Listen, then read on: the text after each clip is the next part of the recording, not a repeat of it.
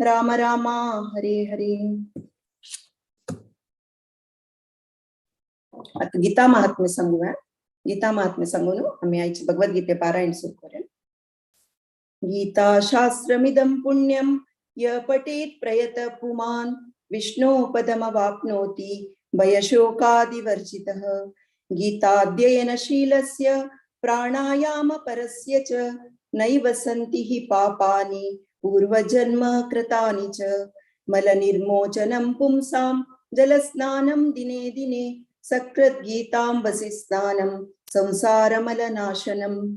गीता सुगीता कर्तव्य किमनै शास्त्र विस्तरे या स्वयं पद्मनाभस्य मुखपद्माद्विनिष्कृतं. भारतामृत सर्वस्वं विष्णोर्वक्त्राद्विनिष्कृतं. गीता गंगोदकं पीत्वा पुनर्जन्म न विद्यते. सर्वोपनिषदो गावो दुग्धा गोपालनन्दनः. पार्थो वत्स सुधीर्भोक्त दुग्धं गीतामृतं महत्. एकं शास्त्रं देवकी पुत्र गीतम् एको देवो देवकी पुत्र एव. एको मन्त्रस्तस्य नामानि यानि कर्मापेकं तस्य देवस्य सेवा. हरे कृष्णा कृष्ण कृष्णा हरे हरे हरे राम राम राम हरे हरे. आज पुष्य मासाचे शुक्ल पक्षाचे पुत्रदा एकादशी अत्यंत श्रेष्ठ दिवस. आयचे दिवस आम्ही आमगेल मन आणि आमगेल चेतना देवा वयर केंद्रीकृत करून भक्तीन भगवद्गीत पारायण कोरे. आता एका अध्याय सांगू आमगेल उठासाची अर्जुन विषाद योग 1 to 23 श्लोक हेमा पै माताजी, 23 to 33 शांता भट माताजी आणि रमा भट माताजी, 34 to 46 श्लोक दीपा भट माताजी. हरे कृष्ण माताजी, तुम्ही स्टार्ट करेत. हरे. ओम नमो भगवते वासुदेवाय. ओम नमो भगवते वासुदेवाय. ओम नमो भगवते वासुदेवाय. नारायणं नमस्कृत्यं नरं चैव नरोत्तमं देवीं सरस्वतीं व्यासं ततो जयमुदीरयेत्.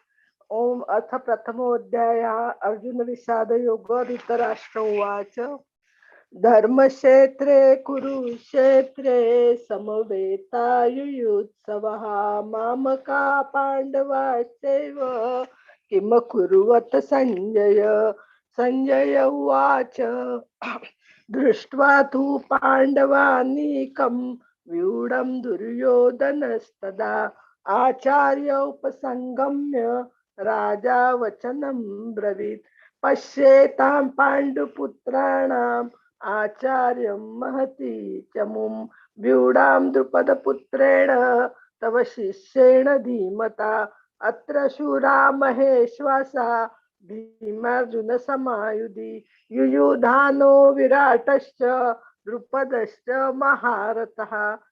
दृष्टकेतुश्चेकिताना काशीराजश्च वीर्यवान् पुरुजित् कुन्तिभोजश्च शैब्यश्च नरपुङ्गवः युधामन्युश्च विक्रान्त उत्तमौजाश्च वीर्यवान् सौभद्रो द्रौपदेयश्च सर्व एव महारथाः. अस्माकं तु विशिष्टाये तान्निबोधद्विजोत्तम. नायका मम सैन्यस्य संज्ञार्थं तान् ब्रवीमि ते. भवान् भीष्मश्च कर्णश्च कृपश्च समितिजयः अश्वत्थामा विकर्णश्च सौमदत्तिस्तथैव च अन्ये च बहवः शूरा मदर्थे त्यक्तजीविताः. नानाशस्त्रप्रहरणाः सर्वे युद्धविशारदाः. अपर्याप्तं तदस्माकं बलं भीष्माभिरक्षितं. पर्याप्तं त्विद्मेतेषां बलं भीमाभिरक्षितम्. अयनेषु च सर्वेषु यथा भागमवस्थितः भीष्ममेवाभिरक्षन्तु भवन्तः सर्व एव हि. तस्य संजनयन् हर्षं कुरु वृद्धा पितामह. सिंहनादं विनद्योच्चै शङ्खं दद्मो प्रतापवान्. तथा शङ्काश्च भैर्यश्च पणवानक गोमुखाः सहसैवाभ्यहन्यन्त स शब्दं सुमतो अभवत्. श्वेते हये युक्ते भवति सन्दने स्थितो माधवः पाण्डवश्चैव दिव्यो शङ्को प्रदद्मतु. पाञ्चजन्यं ऋषिकेशो देवदत्तं धनञ्जयः पौण्ड्रं दद्मो महाशङ्खं शीघ्रकर्माद्रुकोदरः अनन्तविजयं राजा कुन्तीपुत्रो युधिष्ठिरः नकुलः सह देवस्य सुघोषा मणिपुष्पकौ काश्यस्य परमेश्वासा शिखण्डी च महारथः दृष्टद्युम्नो विराटश्च सात्यकीश्च अपराजितः द्रुपदो द्रौपदेयश्च सर्वशः पृथ्वीपते सौभद्रश्च महाबाहु शङ्खाद्दद्मु पृथक् पृथक् सघोषो धातराष्ट्राणां हृदयानि व्यधारयत् नभश्च पृथ्वीं चैव तूमूलो व्यनुनादयन् अथ व्यवस्थितान् दृष्ट्वा धार्तराष्ट्रान् कपिध्वजः प्रवृत्ते शंससम्पाते धनुरुद्यम्य पाण्डवः ऋषिकेशं तदा वाक्यम् इदमाह महीपते अर्जुन उवाच सेनयोरुभयो मध्ये रथं स्थापय मे अच्युत यावदेता निरीक्ष्येऽहं युद्धकामान् अवस्थितान् कैर्मया स योद्धव्यम् अस्मिन् रणसमुद्यमे योऽस्त्यमानाववेक्ष्येऽहं य एतेऽत्र समागताः धार्तराष्ट्रस्य दुर्बुद्धे युद्धे प्रियचिकीर्षवः।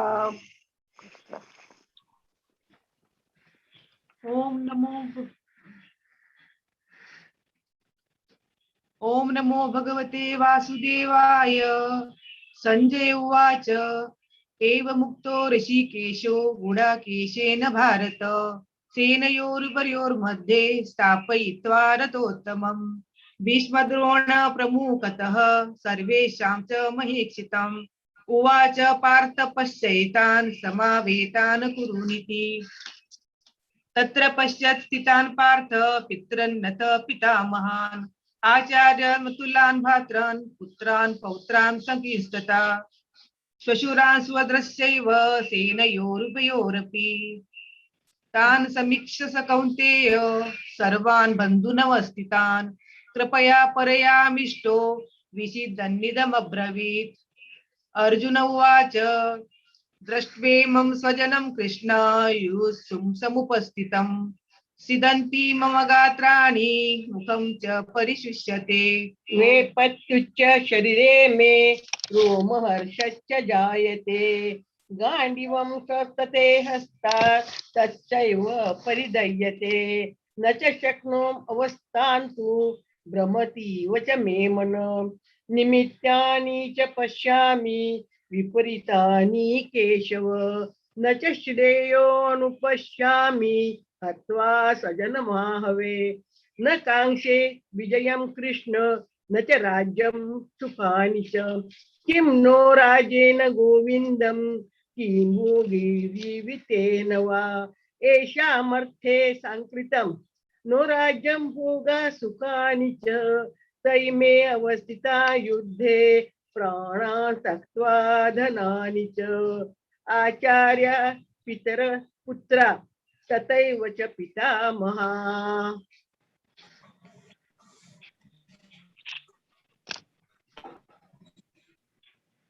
हरे कृष्ण।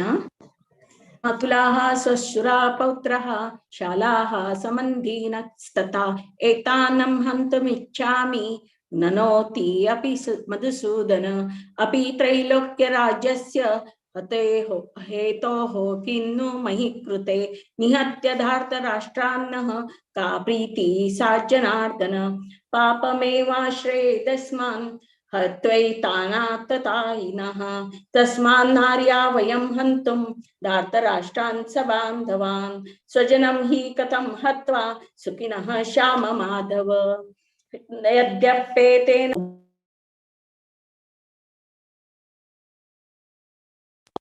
कुलक्षय कृतं दोषं मित्रद्रोहे च पातकं कथं न नेयमस्माभिः पापादस्मान् निवर्तितुं कुलक्षय कृतं दोषं प्रपश्यद्वि जनार्दन कुलक्षये प्रणश्यन्ति कुलधर्मा सनातनः धर्मे नष्टे कुलं कृष्णं धर्मोऽभिभवत्युत अधर्माभिभवात् कृष्ण प्रदुष्यन्ति कुलस्त्रियः स्त्रीषु दुष्टासु वार्ष्णेय जायते वर्णशङ्करः शङ्करो नरका एव कुलज्ञानां कुलस्य च पतन्ति पितरो येञ्च लुप्तपिण्डोदकक्रियः दोषैरेतैः कुलज्ञानां वर्णशङ्करकारकैः उस्यादन्ते जातिधर्माः कुलधर्माश्च शाश्वतः उत्सन्नकुलधर्माणां मनुष्याणां जनार्दन नरके नियतं वासो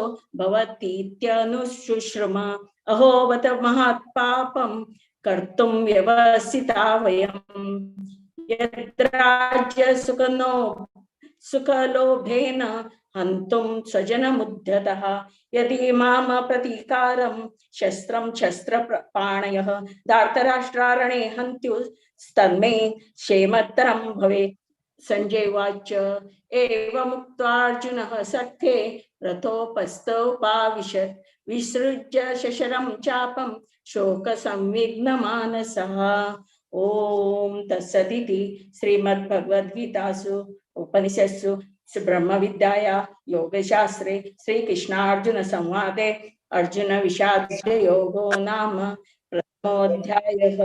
हरे कृष्णा कृष्ण कृष्ण हरे हरे हरे राम राम राम हरे हरे कृष्णार्पणमस्तु। हरे कृष्ण हरे कृष्ण बारी लायकोन सांगले हेमा माताजी अनंत अनंत धन्यवाद शांता माताजीनी रमा माताजी तुम्ही बारी लायकोन सांगले अनंत अनंत धन्यवाद तुम्ही मुखार यशीची प्रति एकादशी आमगेल पारायण आसा ऍक्टिव्ह जावन पुरा जन मुखार येवन पार्टिसिपेट करका नवे नवे जन पळोवच्याक आयकुच्याक खुशी दिसता धन्यवाद माताजी दीपा माताजी तुम्ही बारी लायकोन सांगिला सर धन्यवाद माताजी आता दोन्ही अध्याय सांख्य योग सांगू आमगेल उट्टासाची मंदाकिनी माताजी आणि तांगेल टीम ओवर टू यू माताजी थँक्स माताजी हरे कृष्णा अंगाशी सत्कड बांधवांक हरे कृष्णा आणि दंडवत प्रणाम आता मी दोन्ही अध्याय सांख्य योग पठण करता असती अशी सांगला की दोन्ही अध्याय gist of every entire Bhagavad Gita म्हणून म्हणजे समरी से पुरा हा जे थोडे थोडे विषय तास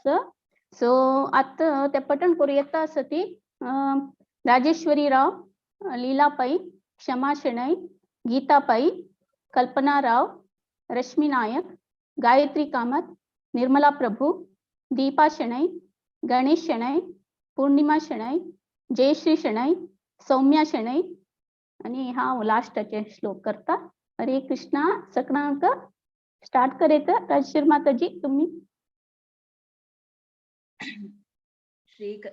श्री परमात्मने नमः। अथ द्वितीयोऽध्यायः सांख्ययोगः। संजय उवाच तं तथा कृपयाविष्टम् अश्रुपूर्णाकुलेक्षणं विषीदन्तमिदं वाक्यम् उवाच मधुसूदनः। श्रीभगवानुवाच कुतस्त्वाकश्मलमिदं विषमे समुपस्थितम् अनार्यजुष्टमस्वर्ग्यम् अकीर्तिकरमर्जुन क्लैब्यम् आस्मगमः पार्थ नैतत्त्वय्युपपद्यते क्षुद्रं हृदय दौर्बल्यम् त्यक्तोत्तिष्ठ परं तप। अर्जुन उवाच कथं भीष्ममहं संख्ये द्रोणं च मधुसूदन इषुभिः प्रतियोत्स्यामि पूजार्हावरिसूदन। गुरून् हत्वा हि महानुभावान् श्रेयो भोक्तुं भैक्ष्यमपीह लोके हत्वार्थकामांस्तु गुरूनिहैव भुञ्जीय भोगान् रुधिरप्रदिग्धान् न चैतद्विद्मः कतरन्नो गरीयो यद्वा जयेम यदि वा नो जयेयुः यानेव हत्वा न जिजीविषाम तेव स्थिताः प्रमुखे धार्तराष्ट्राः कार्पण्यदोषोपहत स्वभावः पृच्छामि त्वां धर्मसम्मूढचेताः यच्छ्रेयः स्यान्निश्चितं ब्रूहि तन्मे शिष्यस्तेऽहं शाधि मां त्वां प्रपन्नं न हि प्रपश्यामि ममापनुद्यात् यच्छोकमुच्छोषणमिन्द्रियाणाम् अवाप्य भूमावसपत्नमृद्धम् राज्यं सुराणामपि चाधिपत्यम्। हरे कृष्ण। संजय उवाच एवमुक्त्वा ऋषिकेशं गुडाकेश परन्तप न योत्स्य इति गोविन्दम् उक्त्वा तूष्णीं बभूवः। तमुवाच ऋषिकेशः प्रहसन्निम भारत सेनयोरुभयोर्मध्ये विषीदन्तमिदं वचः। श्रीभगवानुवाच अशोच्यानन्मशोचस्त्वं प्रज्ञावादांश भाषसे गतासु न गतासूंश नानुशोचन्ति पंडिताः। न त्वेवाहं जातु नासं न त्वं नेमे जनाधिपाः न चैव न भविष्यामः सर्वे वयमतः परम्। देहिनोऽस्मिन् यथा देहे कौमारं यौवनं जरा तथा देहान्तरप्राप्तिः धीरस्तत्र न मुह्यते।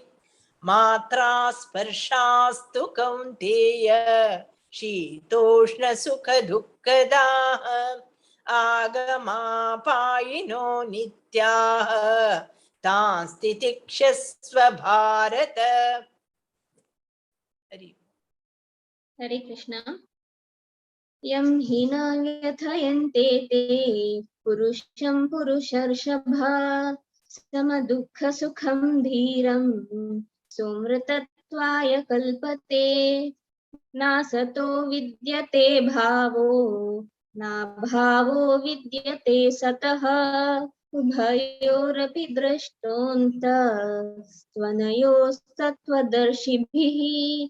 अविनाशि तु तत्विद्धि येन सर्वमिदं ततं विनाशमव्ययस्यास्य न कश्चित् कर्तुमर्हति।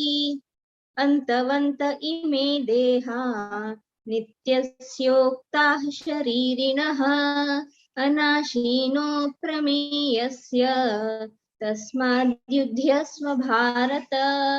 य एनं वेत्ति हन्तारं यश्चैनं मन्यते हतम् उभौ तौ न विजानीतो नायं हन्ति न हन्यते। न जायते म्रियते वा कदाचिन्नायं भूत्वा भविता वा न भूयः। अजो नित्यः शाश्वतोऽयं पुराणो न हन्यते हन्यमाने शरीरे। वेदा विनाशिनं नित्यं य एनमजमव्ययम्। कथं स पुरुषः पार्थ कं घातयति हन्तिकम्। वासांसि जीर्णानि यथा विहाय नवानि गृह्णाति नरोपराणि तथा शरीराणि विहाय जीर्णानि अन्यानि संयाति नवानि देहि।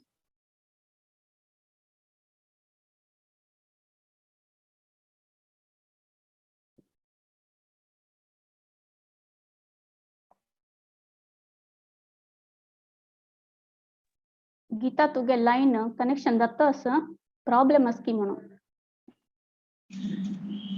सांगत।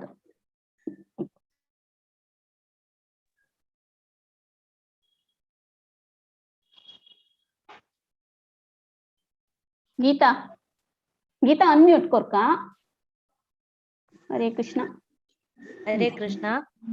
नैनं चिन्दति शस्त्राणि नैनं दहति पावकः न चैनं क्लेदयन्त्यापो न शोषयति मारुतः। अच्छेद्योऽयम् अदाह्योऽयम् अक्लेद्यो शोषयेव च नित्यः सर्वगतः स्थाणुः अचलोऽयं सनातनः। अव्यक्तोऽयम् अचिन्त्योऽयम् अविकार्योऽयमुच्यते तस्मादेवं विदित्वैनं नानुशोचितुमर्हसि अथं चैनं नित्यजातं नित्यं वा मन्यसे मृतं तथापि त्वं महाभावो नैवं शोचितुमर्हसि। हरे कृष्णा। जातस्य हि ध्रुवो मृत्युः ध्रुवं जन्म मृतस्य च तस्मादपरिहार्येऽर्थे न त्वं शोचितुमर्हसि अव्यक्तादीनि भूतानि व्यक्तमध्यानि भारत अव्यक्तनिधनान्येव तत्र का परिदेवना आश्चर्यवत् पश्यति कश्चिदेनम् आश्चर्यवत् वदति तथैव चान्यः आश्चर्यवच्चैनमन्यः शृणोति श्रुत्वाप्येनं वेद न चैव कश्चित् देहि नित्यम् अवध्योऽयम् देहे सर्वस्य भारत तस्मात् सर्वाणि भूतानि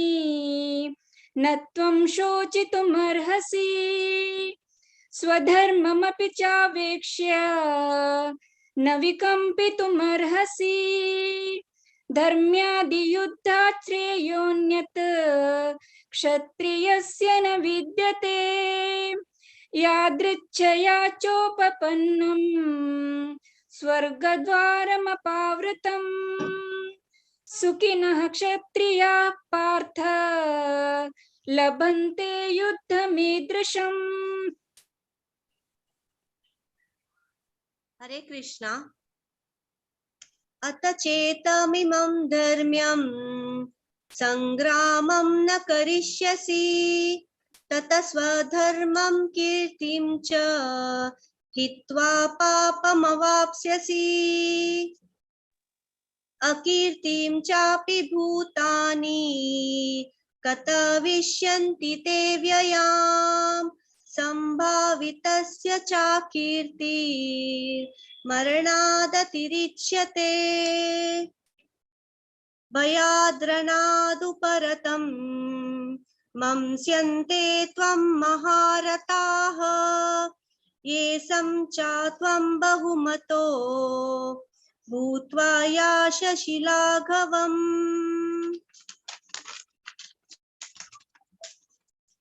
अवाच्यावादंश्च बहून् वदिष्यन्ति तवाहिताः निन्दन्तस्तव साम्यर्थं ततो दुःखातरं नु किम् हतो वा प्राप्यसि स्वर्गं जित्वा वा भोक्ष्यसे महीम् तस्मादुत्तिष्ठ कौन्तेय युद्धाय कृतनिश्चयः सुखादुःखे समे कृत्वा लाभालाभौ जयाजयौ ततो युद्धाय युज्यस्व नैवं पापमवाप्स्यसि। हरे कृष्ण। एषा ते विहिता सांख्ये बुद्धियोगे त्विमां शृणु बुद्ध्या युक्तो मयया पार्थ कर्मबन्धं प्रहास्यसि नेहा विक्रमनाशोऽस्ति प्रत्यवायो न विद्यते स्वल्पमप्यस्य धर्मस्य त्रायते महतो भयात् व्यवसायात्मिका बुद्धिर् एकेह कुरु नन्दनः बहुशाखा ह्यनन्ताश्च बुद्धयो व्यवसायिनां यामिमां पुष्टितां वाचां प्रवदन्त्यविपश्चितः वेदवादरथा पार्थ नान्यदस्तीति वादिनः कामात्मानः स्वर्गपराः जन्म कर्म फलप्रदां क्रिया विशेष बहुलां भोगैश्वर्य गतिं प्रति भोगैश्वर्य प्रसक्तानां तया परतचेतसां व्यवसायात्मिका बुद्धिर्समादौ न विधीयते। हरे कृष्ण।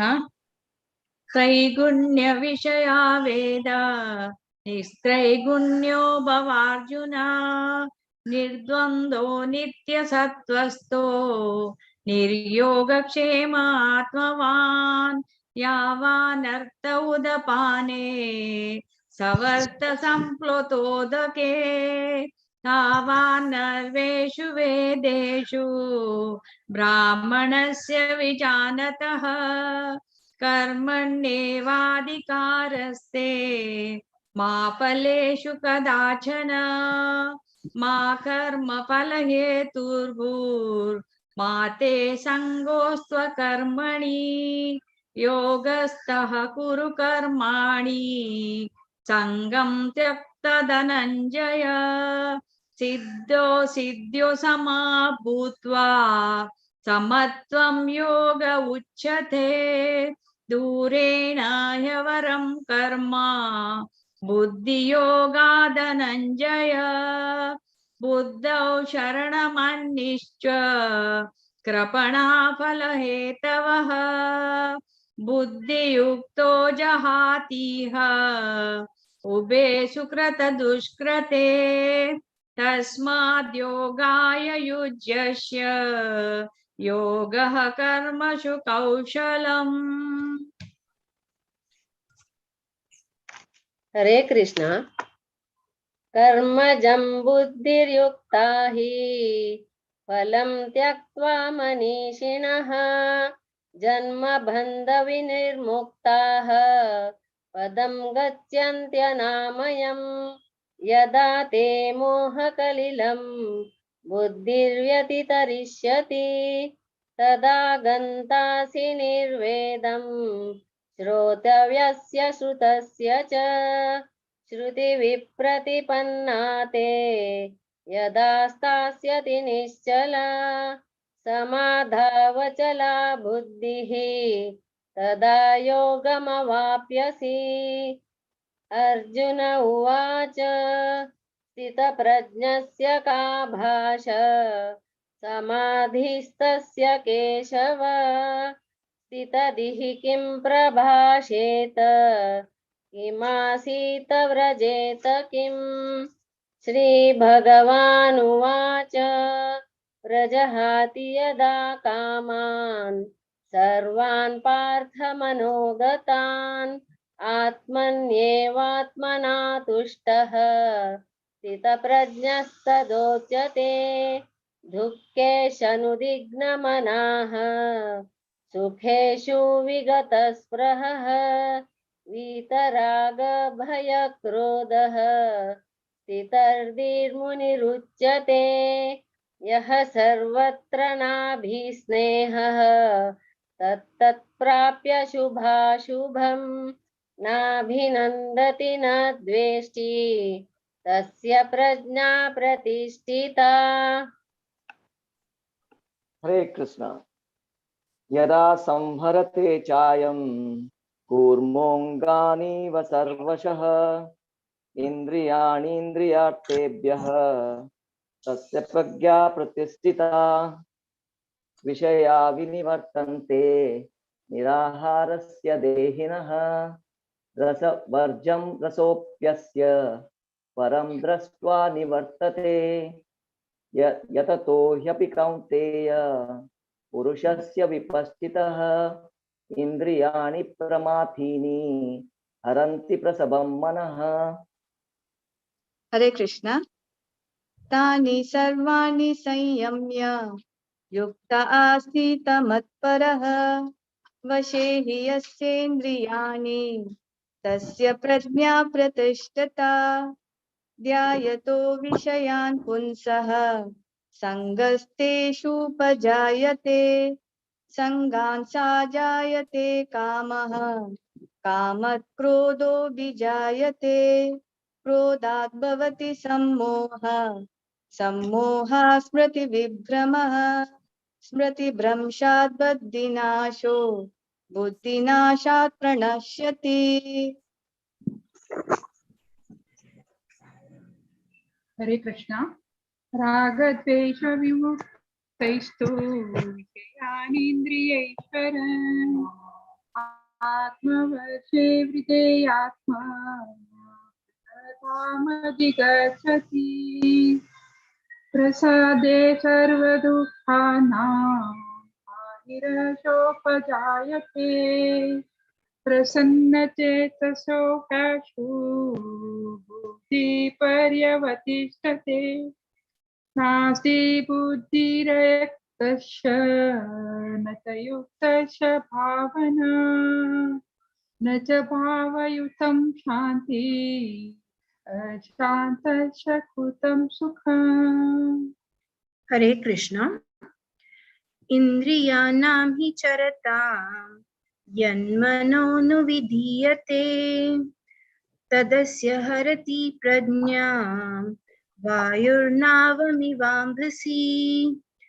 तस्माद्यस्मः बाहो निगृहीतानि सर्वशः इन्द्रियाणीन्द्रियार्थेभ्यः तस्य प्रज्ञा प्रतिष्ठितः.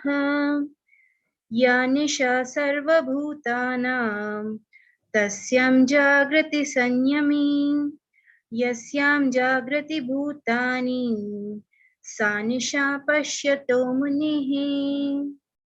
हरे कृष्णा. आपूर्यमाणमचलं प्रतिष्ठं समुद्रमापः प्रविशन्ति यद्वत् तद्वत् कामायं प्रविशन्ति सर्वे स शान्तिमाप्नोति न कामकामी. विहाय कामान् सर्वान् पुमांश्चरति निःस्पृहः निर्ममो निरहङ्कारः स शान्तिमधिगच्छति. एषा ब्रह्मि स्थितिः पार्थ नैनां प्राप्य विमुह्यति. स्थित्वा स्यामन्तकालेऽपि ब्रह्मनिर्वाणमृच्छति. ओम तत्सत् इति श्रीमद्भगवद्गीतासु उपनिषत्सु ब्रह्मविद्यायां योगशास्त्रे श्रीकृष्णार्जुन संवादे सांख्ययोगो नाम द्वितीयोऽध्यायः. हरे कृष्णा कृष्ण कृष्ण हरे हरे हरे राम राम राम हरे हरे. हरे कृष्णा. ವೆರಿ ಬ್ಲಿಸ್ಫುಲ್ ರೆಸಿಟೇಷನ್ पुरा जणांना भारी चंद कोण सांगेलस आणि हांव झूम लिंक पेटेल तशी तुम्ही येऊन जॉईन जावन प्रॅक्टिस करून भारी चंद कोण उच्चारणारी श्रद्धेरी भक्तेरी सांगेलस. धन्यवाद तुमका. भरती थँक्स. हरे कृष्णा. ओवर टू यू भारती माताजी. हरे कृष्णा. हरे कृष्णा. सक्कड जनान बाई मंदाकिनी माताजी भारी लायक कोण सांगल्या. भारी खुशी जाल्ली ऐकूच्या. नवे नवे जनाल तोंड पडचे काही खुशी जाल्ली. अनंत धन्यवाद. आता जपा टॉक दिवच्याक देवाले नामस्मरणेचे महत्व सांगून दिवच्याक आमगेल उठासाची senior devotee His Grace Burida Krishnadas Prabhuji. Hare Krishna प्रभुजी. तुम्ही सचवे प्रभुजी. हरे कृष्ण. हरे कृष्ण प्रभुजी. हरे कृष्ण. सगळ्या बांधवांक आणि भगिनीक मुगेलो नमस्कार. आज एकादशीचो पावन दिवस जावन आसा. ताजे खातीर हरिनामा बद्दल उलोवपाची संधी प्राप्त जाल्ली आसा. ताजे खातीर थोडे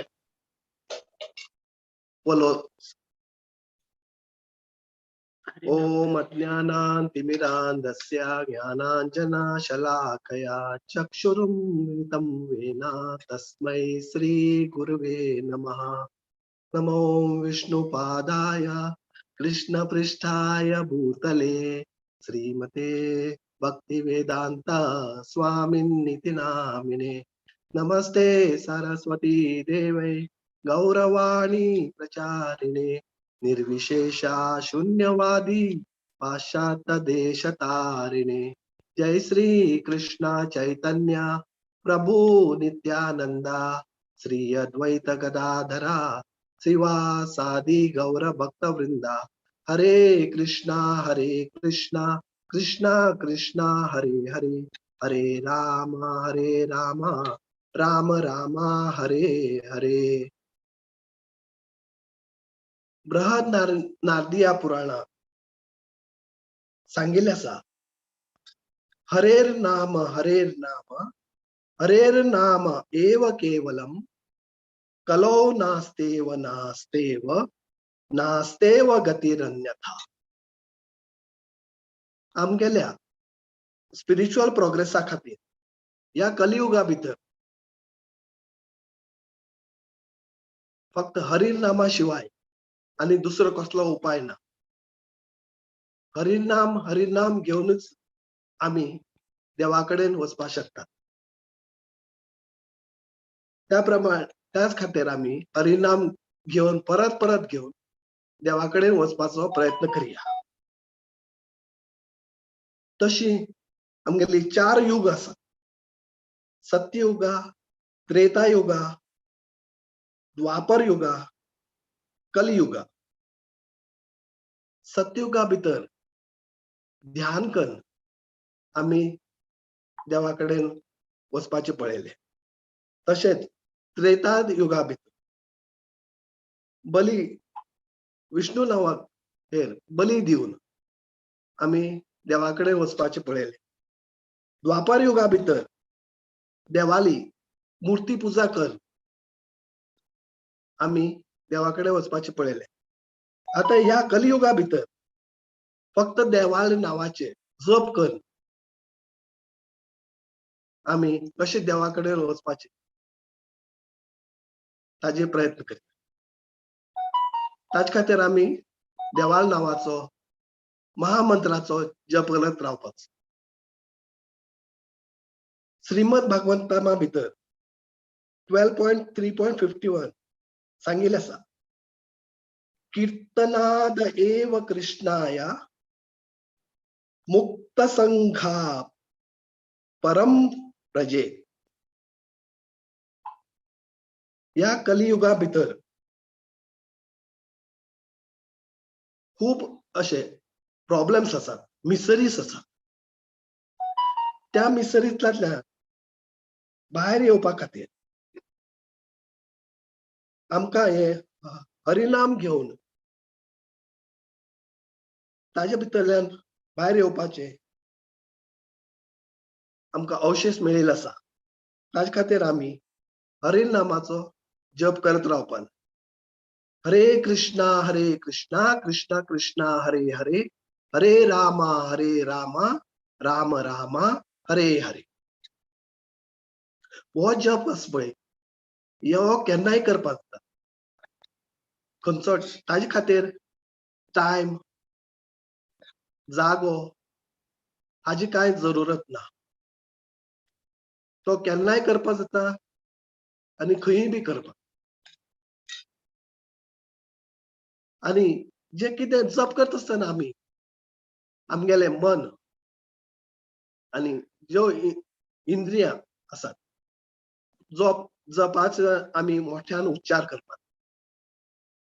प्रत्येक नावाचो प्रत्येक शब्दाचो आमी उच्चार करपाक जाय आनी ते आमी कानान आयकुपाक जाय. ताजे खातीर आमगेली सगळी इंद्रियां शुद्ध जाता.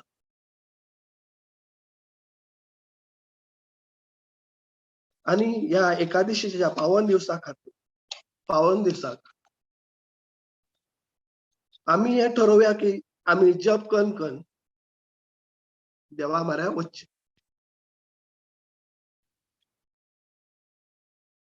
हरे कृष्णा महामंत्रा भितर हाजे इतलें पॉवरफुल कांयच ना. ताजे खातीर हरे कृष्णा कृष्णा कृष्णा हरे हरे हरे रामा राम रामा हरे हरे या जपाचो आमी आनंद घेऊया. हरे कृष्णा. जय श्रील प्रभुपाद.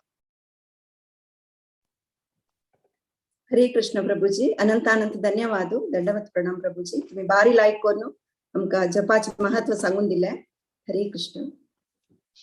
तुमकां सगळ्यांक गोत आसा भागवत पुराण कोंकणी टिमान आमगे सकडल कतिरी चांटिंग ग्रुप क्रिएट केलेलो आसा. कोण ते ग्रुपान आंचगी तांणी दय करून ग्रुपा जॉइन जावेत म्हणून हांव विनंती करता. तुमगेले सकट त्यांना जॉइन जावप म्हणून विनंती करता. ते ग्रुप आशिल्ले निमित्त आमी रेग्युलर चॅन्ट करताची आनी दिसा एक राउंड केल्यार येडना 108 टाइम्स देवाल नामस्मरण करचे. जस्ट 8 दाखून 10 मिनिट लागचे. तुम्ही त्या ग्रुपा जॉईन जाल्यार तुमकां एकल्या एकल्या पळोवन आमी इन्स्पायर जाताची आणि रेग्युलर चांट करताची ते आमी गेले अनुभव तशें देखून हांव तुमकां सांगता आसा कोण कोण ग्रुपा नाच गी त्यांनी आयची लायक दिवस एकादशी दिवस आजी तुम्ही ग्रुपा जॉईन जावक म्हणून हांव रिक्वेस्ट करता. आता 3 अध्याय सांगू का कर्मयोग सांगू का आमगे लुटासाची गंगा माताची. हरे कृष्ण माताजी. हरे कृष्ण माताजी. ओम नमो भगवते वासुदेवाय. अति तृतीयोऽध्यायः कर्मयोगः. अर्जुन उवाच ध्यायसि चेत कर्मणस्ते मता बुद्धिर्जनार्दन तत्किं कर्मणि घोरे मां नियोजयसि केशव. व्यामिश्रेणेव वाक्येन मोहयसीव मे तदेकं वद निश्चित्य येन श्रेयोऽहमाप्नुयाम्. श्री भगवानुवाच लोकेऽस्मिन् द्विविधा निष्ठा पुरा प्रोक्ता मया नघ. ज्ञानयोगेन सांख्यानां कर्मयोगेन योगिनां. न कर्मणामनारम्भान् नैष्कर्म्यं पुरुषोऽश्नुते न च सन्न्यसनादेव सिद्धिं समधिगच्छति. न हि कश्चित् क्षणमपि जातु तिष्ठत्य कर्मकृत् कार्यते यवशः कर्म सर्वप्रकृतिर्जैर्गुणैः. कर्मेन्द्रियाणि संयम्य यास्ते मनसा स्मरन् इन्द्रियार्थान् विमूढात्मा मिथ्याचारः स उच्यते. यस्त्विन्द्रियाणि मनसा नियम्यारभतेऽर्जुन कर्मेन्द्रियैः कर्मयोगम् असक्तः स विशिष्यते. नियतं कुरु कर्म त्वं कर्म ज्ञायो ह्यकर्मणः शरीरयात्रापि च ते न प्रसिद्ध्येद कर्मणः. यज्ञार्थात् कर्मणोऽन्यत्र लोकोऽयं कर्मबन्धनः. तदर्थं कर्म कौन्तेय मुक्तसङ्गसमाचर. सह यज्ञा प्रजा सृष्ट्वा पुरोवाच प्रजापतिः अनेन प्रवसविष्यध्वम् ईशवोऽस्त्विष्टकामदो देवान् भावयतानेन ते देवा भावयन्तु वः. परस्परं भावयन्त श्रेयपरम् अवाप्स्यत. इष्टान् भोगान् हि वो देवा दास्यन्ते यज्ञभाविताः तैर्दत्तान् अप्रदायैभ्यो यो भुङ्क्तेस्तेन एव सः. यज्ञशिष्टाशिनः सन्तो मुच्यन्ते सर्वकिल्बिषैः भुञ्जते ते त्वगं पापा ये पचन्त्यात्मकारणात्. अन्नाद् भवति भूतानि पर्जन्यादन्नसम्भवः. यज्ञाद् भवति पर्जन्यो यज्ञकर्म समुद्भवः. कर्म ब्रह्मोद्भवं विद्धि ब्रह्माक्षरसमुद्भवम्. तस्मात् सर्वगतं ब्रह्म नित्यं यज्ञे प्रतिष्ठितम्. एवं प्रवर्तितं चक्रं नानुवर्तयति हयः. अगायुरिन्द्रियारामो मोघं पार्थ स जीवति. यस्त्वत्स्मरतिरेव स्यात् आत्मतृप्तश्च मानवः. आत्मानेव च सन्तुष्टस्तस्य कार्यं न विद्यते नैव तस्य कृतेनार्थो नाकृते नेह कश्चन न चास्य सर्वभूतेषु कश्चित् अथर्व्यपाश्रयः तस्मादसक्त सततं कार्यं कर्म समाचर असक्तो ह्यचरन् कर्म परम् आप्नोति पुरुषः कर्म नैव हि संसिद्धिम् आस्थिता जनकादयः लोकसङ्ग्रहमेवापि सम्पश्यन् कर्तुमर्हसि यद्यदाचरति श्रेष्ठस्तत्तद् एवेतरो जनः स यत् प्रमाणं कुरुते लोकस्तदनुवर्तते न मे पार्थास्ति कर्तव्यं त्रिषु लोकेषु किंचन नानवाप्तम् अवाप्तव्यं वर्त एव च कर्मणि यदि ह्ययं न वर्तेयं जातु कर्मण्यतन्द्रितः मम वर्तमानो वर्तन्ते मनुष्या पार्थ सर्वशः उत्सिदेयुरिमे लोका न कुर्यां कर्म चेदहम् संकरस्य च कर्ता स्याम् उपहन्यामि मां प्रजाः सक्ता कर्मण्य विद्वांसो यथा कुर्वन्ति भारत कुर्यात् विद्वांस्तथा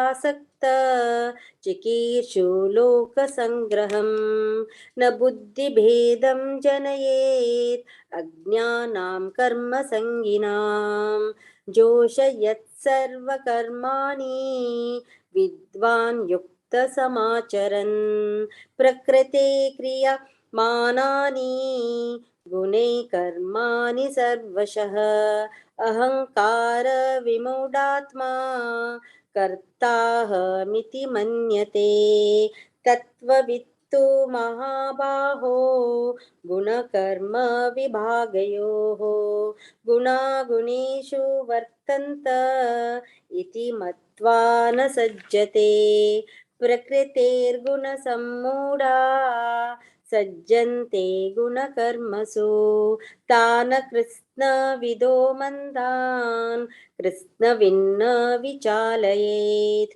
मयि सर्वाणि कर्माणि सन्न्यस्याद्यात्मचेतसा निराशीर्निर्ममो भूत्वा युध्यस्व विगतज्वराः ये मे मतम् इदं नित्यम् अनुतिष्ठन्ति मानवाः श्रद्धावन्तो न सूयन्तो मुच्यन्ते तेऽपि कर्मभिः एत्वेतद् अभ्यसूयन्तो नानुतिष्ठन्ति मे मतम् सर्वज्ञानविमूढांस्तान् विद्धि नष्टान् चेतसः सदृशं चेष्टते स्वस्या प्रकृतेर्जनवानपि प्रकृतिं यान्ति भूतानि निग्रह किं करिष्यति इन्द्रियस्येन्द्रियस्यार्थे रागद्वेषौ व्यवस्थितौ तयोर्न वशमागच्छेत् तौ ह्यस्य परिपन्थिनौ श्रेयान् स्वधर्मो विगुणः परधर्मात् स्वनुष्ठितात् स्वधर्मे निधनं श्रेय परधर्मो भयावहः अर्जुन उवाच अथ केन प्रयुक्तोऽयं पापं चरति पुरुषः अनिच्छन्नपि वार्ष्णेय बलादिव नियोजितः श्रीभगवानुवाच काम एष क्रोध एष रजोगुणसमुद्भवः महाशनो महापाप्मा विद्येनम् इह वैरिणम्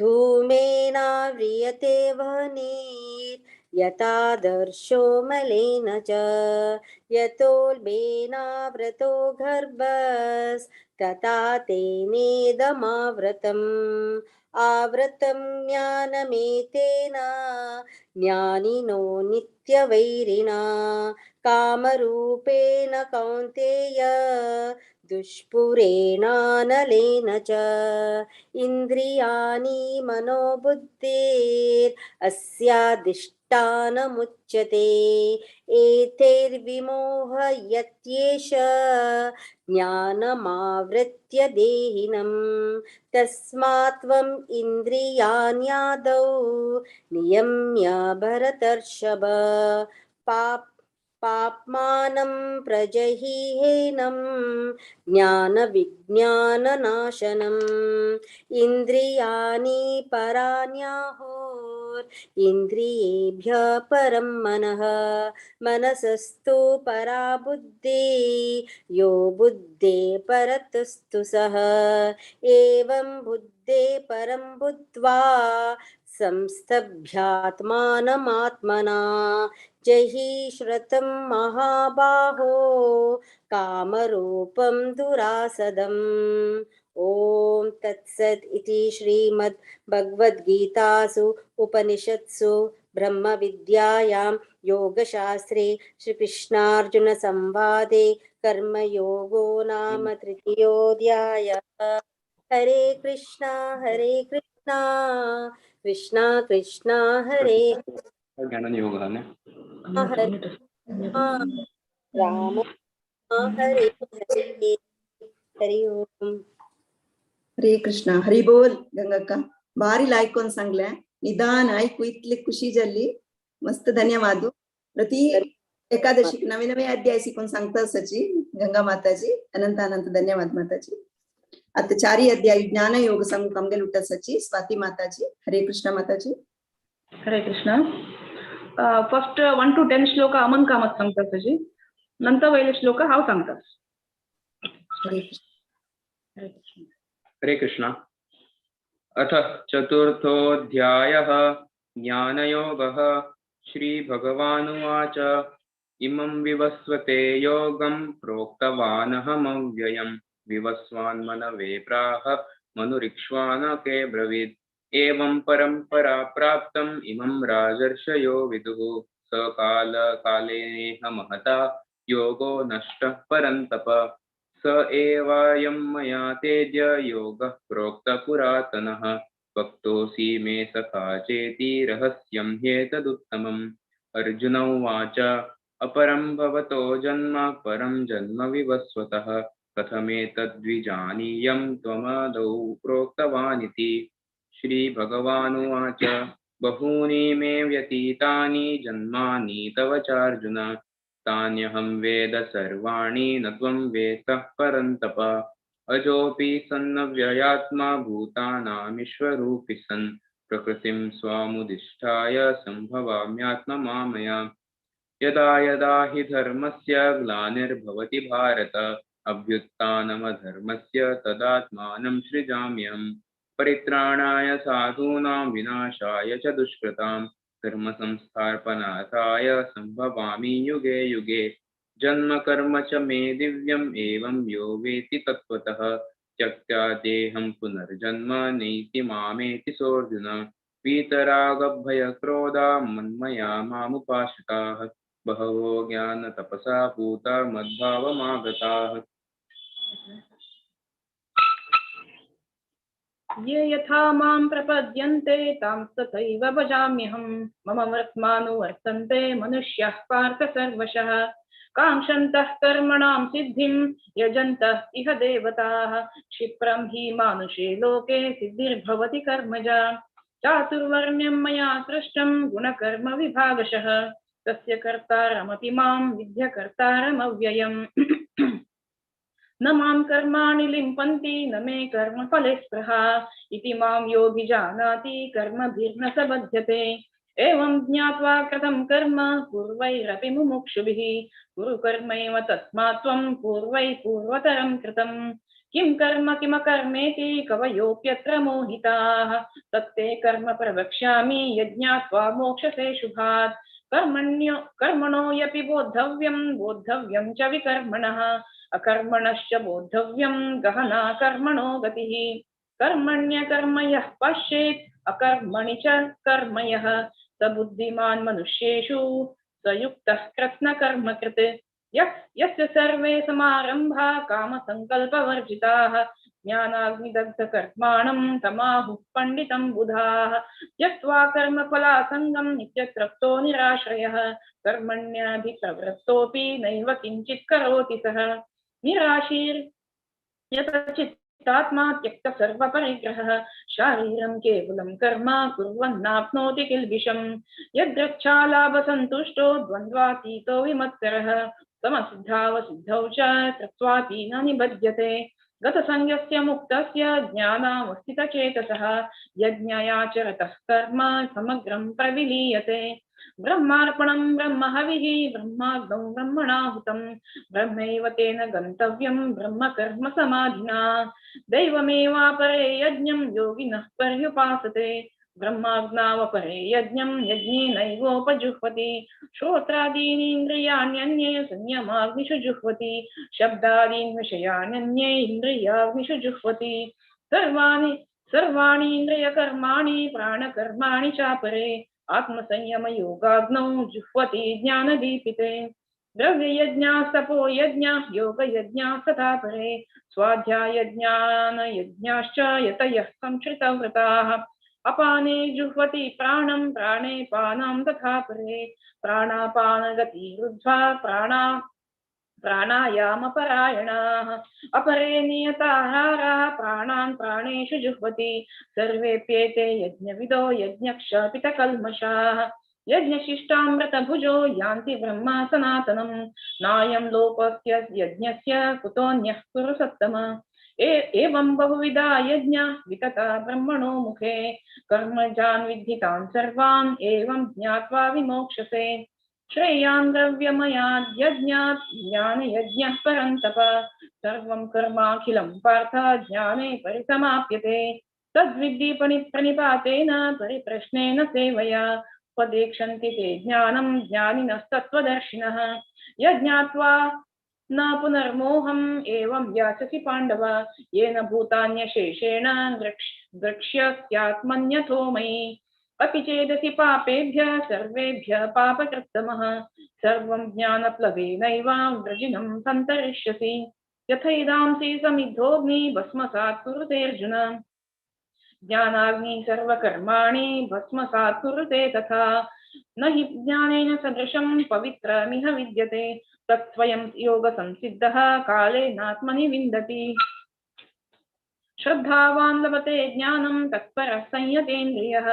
ज्ञानं लब्ध्वा परां शान्तिम् अचिरेणाधिगच्छति अज्ञश्च श्रद्धानश्च संशयात्मा विनश्यति नायं लोकोऽस्ति न परो न सुखं संशयात्मनः योगसंन्यस्य कर्माणं ज्ञानसञ्छिन्न संशयम् आत्मवन्तं न कर्माणि निबध्नन्ति धनञ्जय तस्मादज्ञानसम्भूतं दृप्तं ज्ञानासीनात्मनः चित्वैनं संशयं योगम् आत्तिष्ठोत्तिष्ठ भारत ओम तत्सदिति श्रीमद्भगवद्गीतासु उपनिषत्सु ब्रह्मविद्यायां योगशास्त्रे श्रीकृष्णार्जुन संवादे ज्ञानयोगो नाम चतुर्थोऽध्यायः।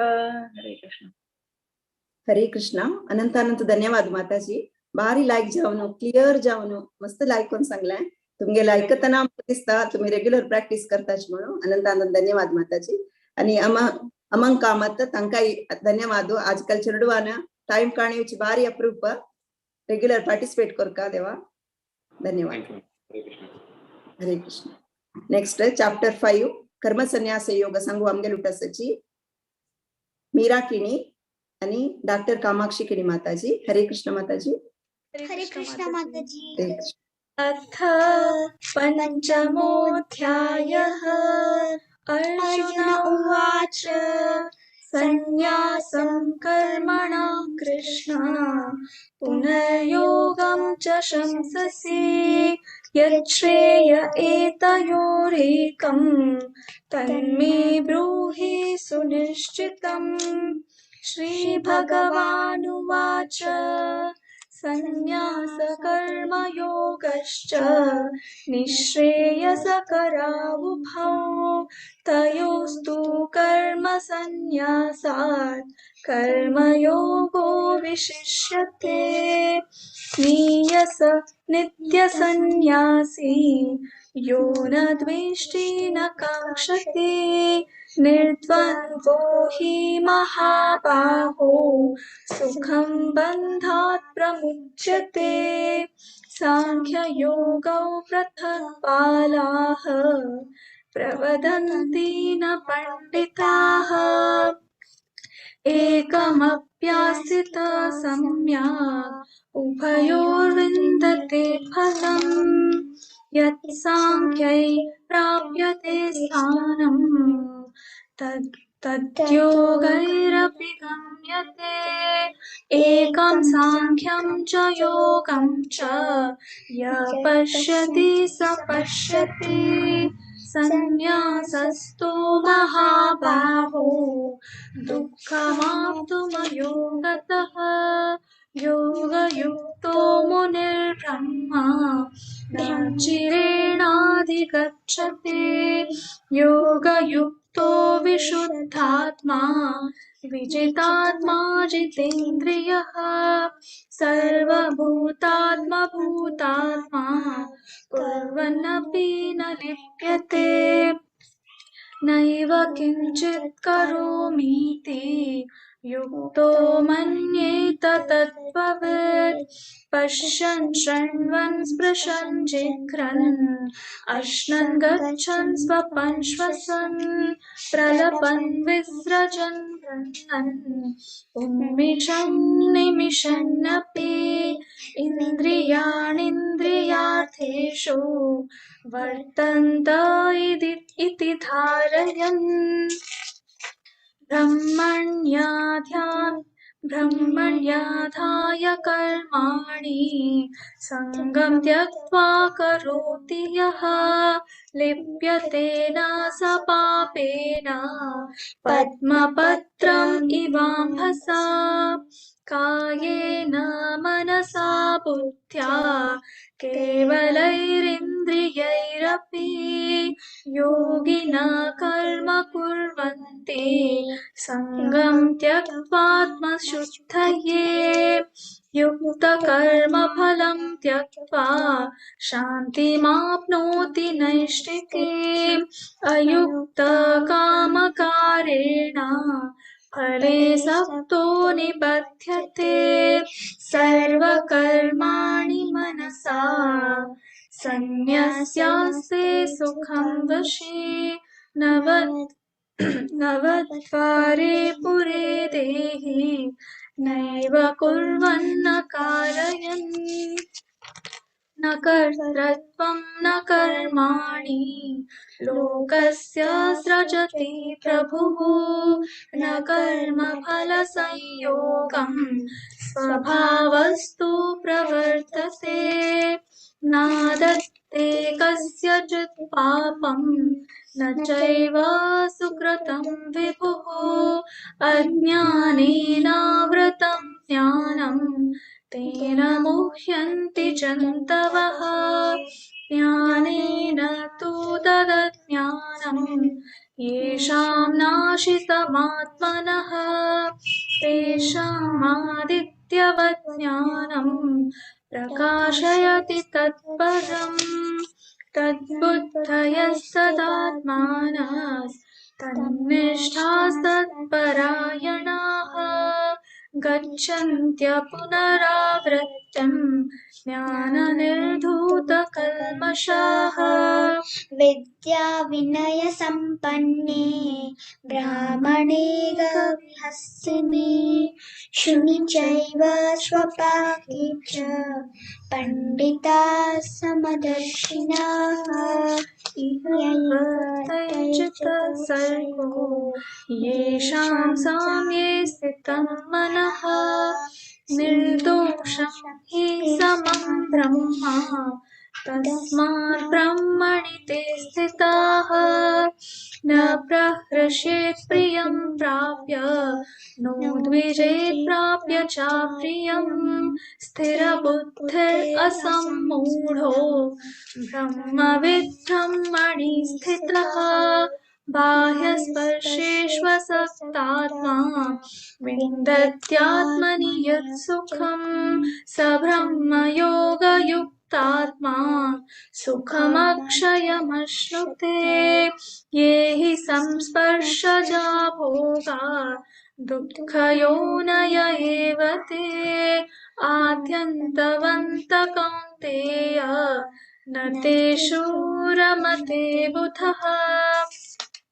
शक्नोति हैव य सोढुं प्राक्शरीराविमोक्षणात् कामक्रोधोद्भवं वेगं स युक्तः स सुखी नरः योऽन्तःसुखोऽन्तरारामस् तथान्तर्ज्योतिरेव यः स योगी ब्रह्मनिर्वाणम् ब्रह्मभूतोऽधिगच्छति लभन्ते ब्रह्मनिर्वाणम् ऋषयः क्षीणकल्मषाः छिन्नद्वैधायतात्मानः सर्वभूताहिते रताः कामक्रोधविमुक्तानां यतीनां यतचेतसाम् अभितो ब्रह्मनिर्वाणम्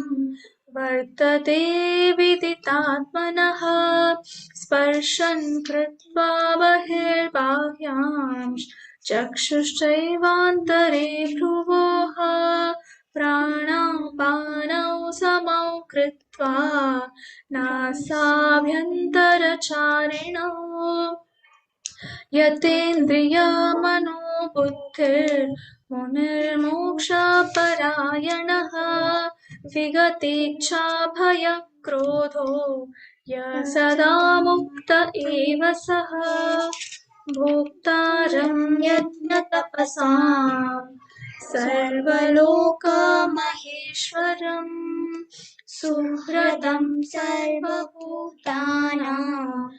ज्ञात्वा मां शान्तिमृच्छति ॐ तत्सदिति श्रीमद्भगवद्गीतासु उपनिषत्सु ब्रह्मविद्यायां योगशास्त्रे श्रीकृष्णार्जुनसंवादे सार्वसन्न्यासयोगो नाम पंचमोऽध्यायः। श्रीकृष्णार्पणमस्तु। हरे कृष्णा कृष्ण कृष्ण हरे हरे हरे राम राम राम हरे हरे। कृष्ण माताजी, कृष्ण माताजी. हरे कृष्ण. हरी बोल मीरा. कितली छंद कोण सांगले तू आम्हाला उठवायसनो. प्रति एकादशी आम्ही पळेताची मीर तिगला आम्हाला उठवायसनो. नवे नवे चॅप्टर शिकतास. भारी खुशी दिसतास. प्रति एकादशी सुरवे तांगेल नाव येऊन असता. अनंत अनंत धन्यवाद माताजी. तुम्ही बारीला ऐकून सांगला. तुम्ही सांगता असताना आम्ही गेले बुकार करेक्शन करता आशिल्ली. आम्ही कितले मिस्टेक करता ती तुम्ही इतली निदान जाऊन बारी छंद कोण सांगले माताजी. धन्यवाद माताजी. ऑल गुरुज श्री कृष्ण. हरे कृष्ण. हरे कृष्ण. आता 6th chapter आत्मसंयम योग सांगू कामगे लुटासाची 1 to 24 श्लोक रश्मी भट माताजी, 25 to 47 श्लोक हर ग्रेस अमला सीता माताजी. हरे कृष्ण माताजी. रश्मी माताजी.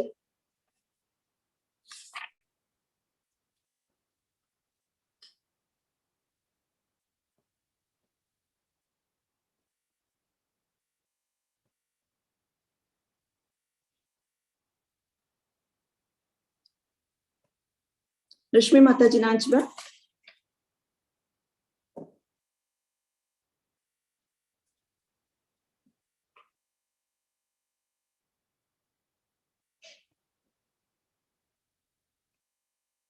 रश्मी माताजी नाची हांव सांगता 4 अध्याय संच अध्याय.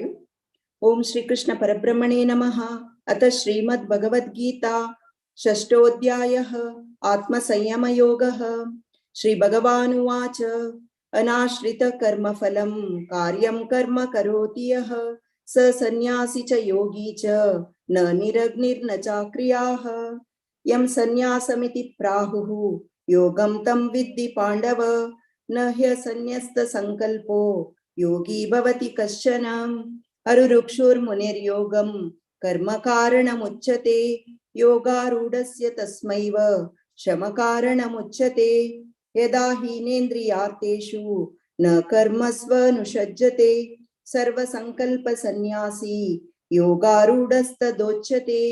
उद्धरेदात्मनात्मानं नात्मानवसादयेत् आत्मैव ह्यात्मनो बन्धुः आत्मैव रिपुरात्मनः। बन्धुरात्मात्मनस्तस्य येनात्मैवात्मना जितः अनात्मनस्तु शत्रुत्वे वर्तेतात्मैव शत्रुवत्।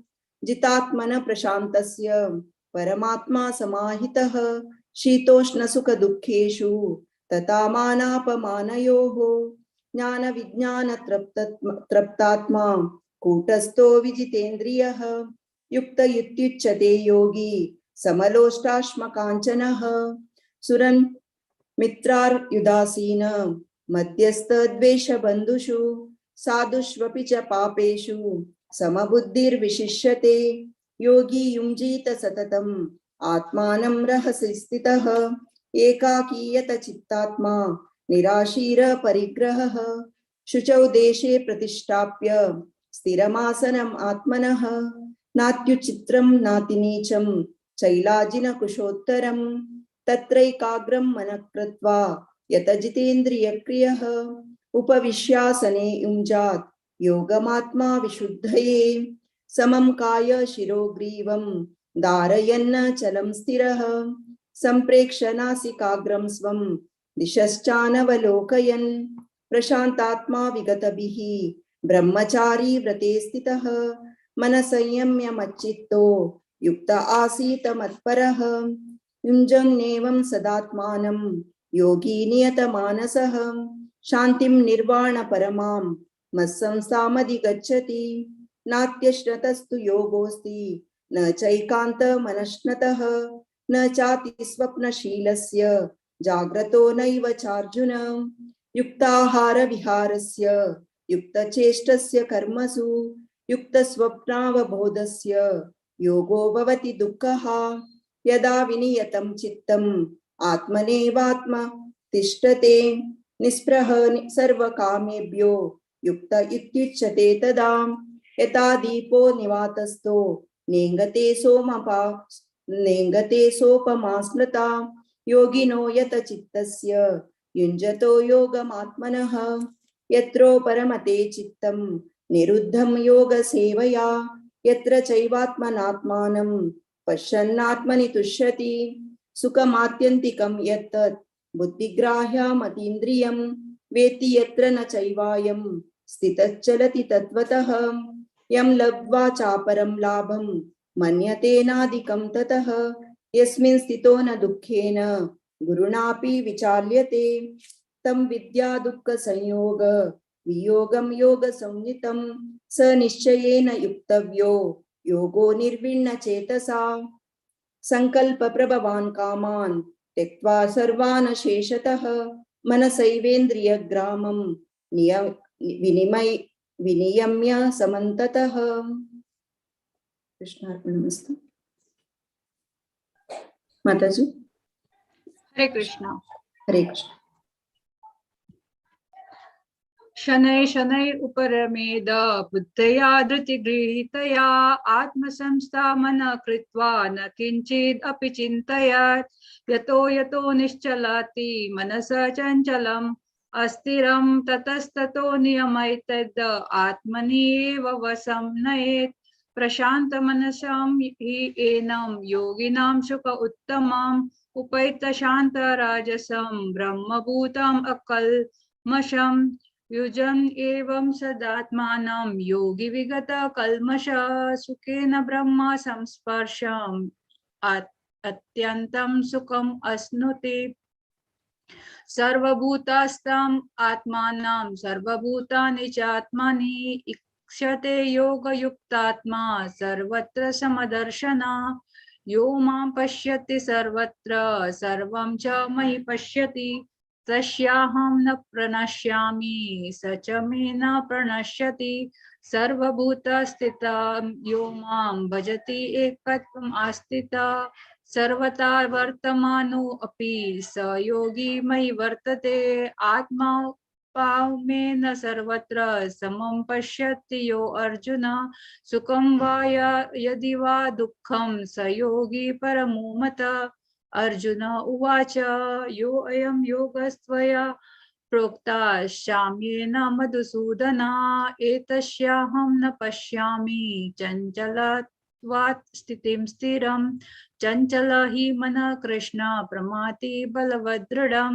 तस्याहं निग्रहं मन्ये वायोरेव सुदुष्करं श्रीभगवान् उवाच असंशयं महाबाहो मनो निग्रहं चलम् अभ्यासेन तु कौन्तेय वैराग्येन च गृह्यते असंयतात्मा योगो दुष्प्राप्तो इति मे मति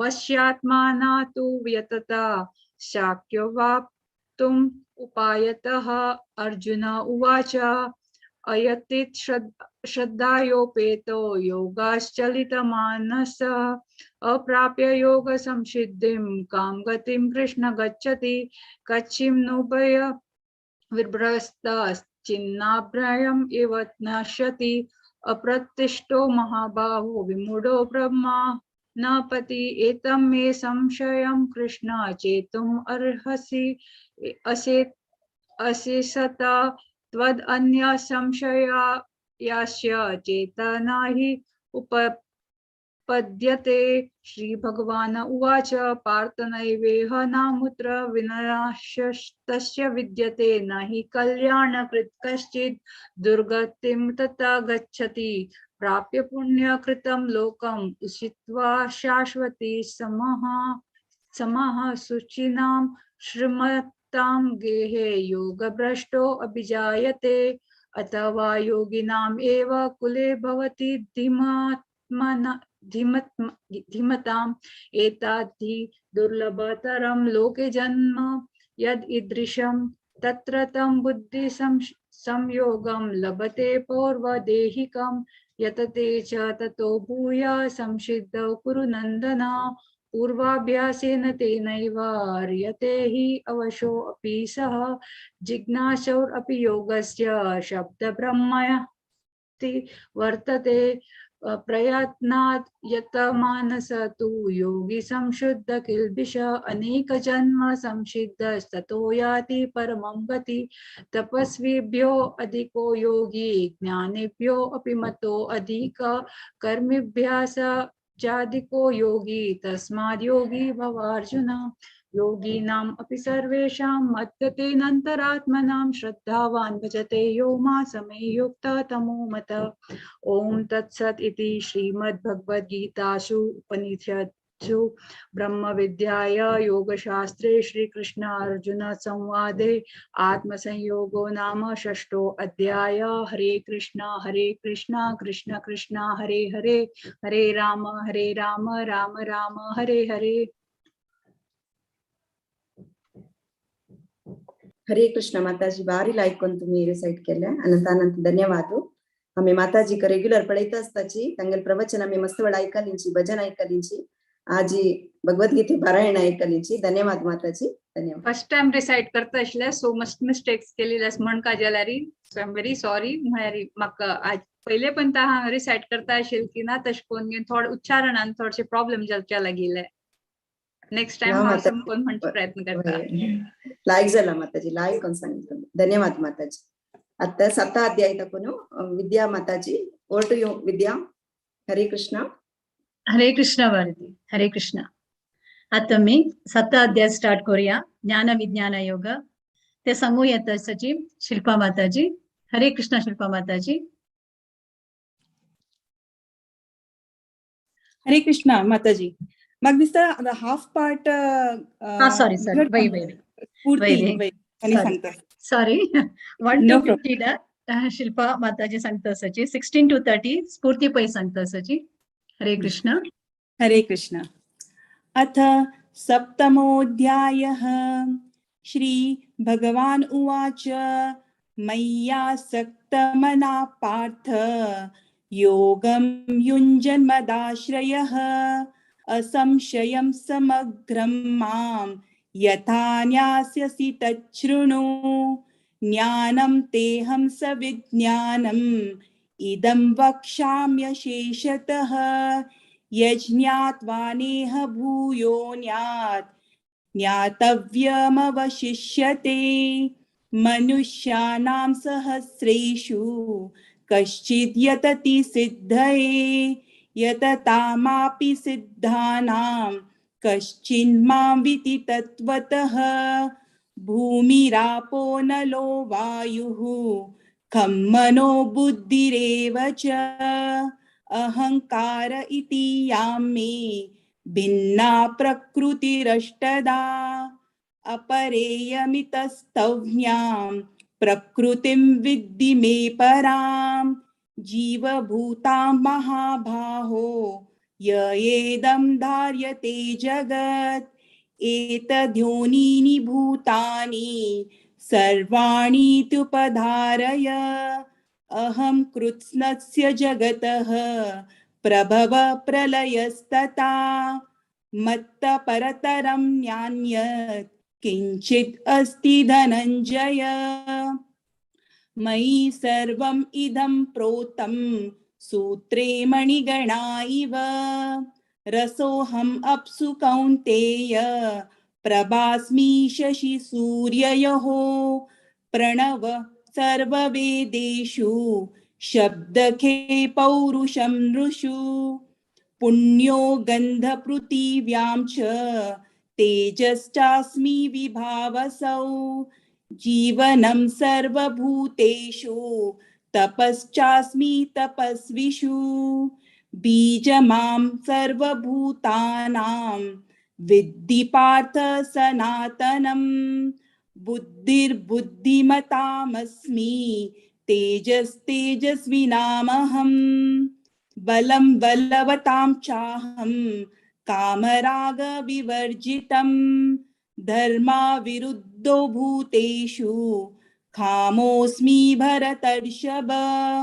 ये चैव सात्विका भावा राजसास्तामसाश्च ये मत्त एवेति तान् विद्धि न त्वहं तेषु ते मयि। त्रिभिर्गुणमयैर्भावैर्एभिः सर्वमिदं जगत् मोहितं नाभिजानाति मामेभ्य परमव्ययम्। दैवी हेषा गुणमयी मम माया दुरत्यया। मामेव ये प्रपद्यन्ते मायामेतां तरन्ति ते। न मां दुष्कृतिनो मूढः प्रपदन्ते नराधमः। मायया परतज्ञाना आसुरं भावमाश्रितः। हरे कृष्ण। चतुर्विधा भजन्ते मां जना सुकृतिनोऽर्जुन। आर्तो जिज्ञासुरर्थार्थी ज्ञानी च भरतर्षभ। तेषां ज्ञानी नित्ययुक्तः एकभक्तिर्विशिष्यते। प्रियो हि ज्ञानिनोत्यर्थम् अहं स च मम प्रियः। उदारा सर्व एवैते ज्ञानी त्वात्मैव मे मतम्। अस्थितः स हि युक्तात्मा मामेवानुत्तमां गतिम्। बहूनां जन्मनामन्ते ज्ञानवान् मां प्रपद्यते। वासुदेव सर्वमिति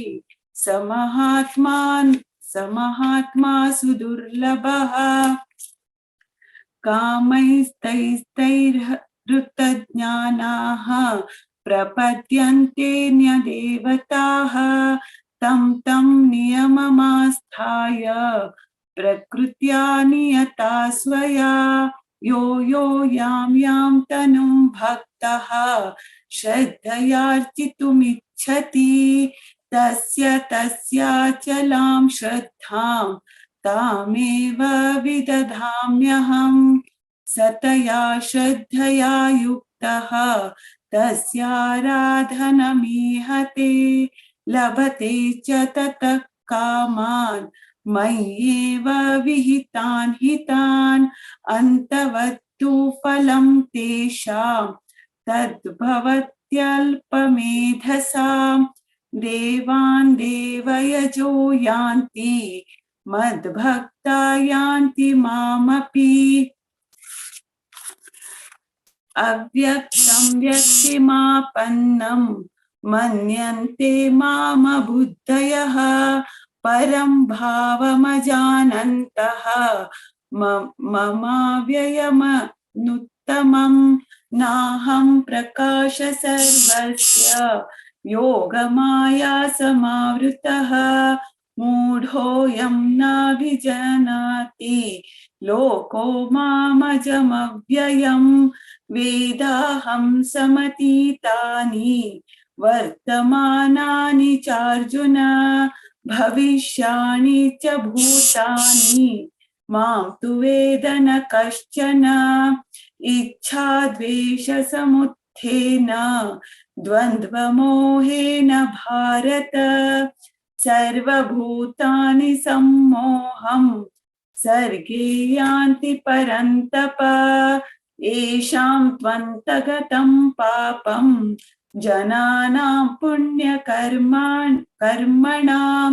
ते द्वन्द्वमोहनिर्मुक्ताः भजन्ते मां दृढव्रताः जरामरणमोक्षाय मामाश्रित्य यतन्ति ये ते ब्रह्म तद्विदुः कृत्स्नम् अध्यात्मं कर्म चाखिलम् साधिभूतादिदैवं मां साधियज्ञं च ये विदुः प्रयाणकालेऽपि च मां ते विदुर्युक्तचेतसः ॐ तत्सत् इति श्रीमद्भगवद्गीतासु उपनिषत्सु ब्रह्मविद्यायां योगशास्त्रे श्रीकृष्णार्जुन संवादे ज्ञानविज्ञानयोगो नाम सप्तमोऽध्यायः। हरे कृष्ण हरे कृष्ण.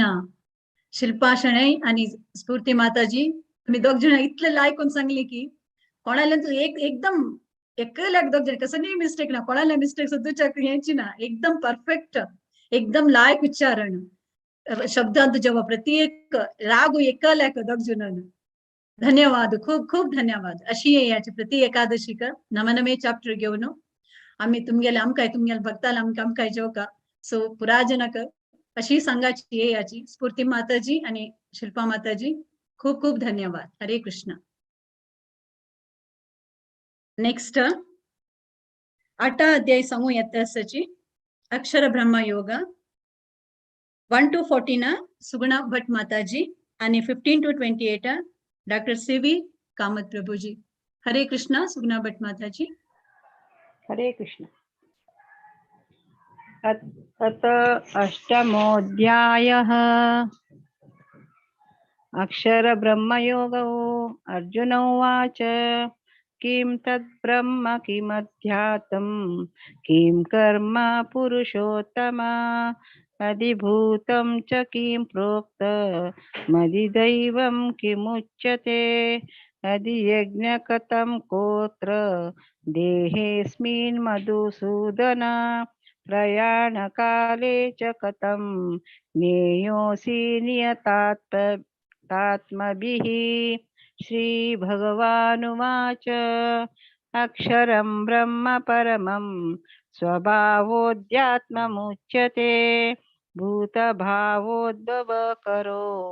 विसर्गकर्मसंज्ञितः अधिभूतं क्षरो भाव पुरुषश्चादिदैवतम् अधियज्ञोऽहमेवात्र देहे देहभृतां वर अन्तकाले च मामेव स्मरन् मुक्त्वा कलेवरं यः प्रयाति स मद्भावं याति नास्यत्र संशयः यं यं वापि स्मरन् भावं त्यजत्यन्ते कलेवरं तं तमेवैति कौन्तेय सदा तद्भावभावितः तस्मात् सर्वेषु कालेषु मामनुस्मर युध्य च मय्यर्पितमनोर्बुद्धिर्मामेवैष्यस्य संशयम्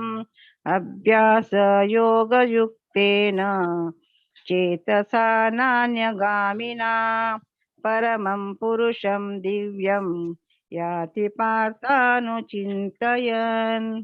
कविं पुराणमनुशासितार मनोरणीयां समनुस्मरेद्यः सर्वस्य दातारमचिन्त्य रूप मादित्यवर्णं तमसः परस्तात् प्रयाणकाले मनसाचलेन भक्त्या युक्तो योगबलेन चैव भ्रुवोर्मध्ये प्राणमावेश्य सम्यक् स तं परं पुरुषमुपैति दिव्यं यदक्षरं वेदविदो वदन्ति विशन्ति यद्यतयो वितरागाः यदिच्छन्तो ब्रह्मचर्यं चरन्ति तत्ते पदं संग्रहेण प्रवक्षे सर्वद्वाराणि संयम्य मनोरथी निरुध्य च मूर्ध्यादायात्मनः प्राणमास्थितो योगधारणाम्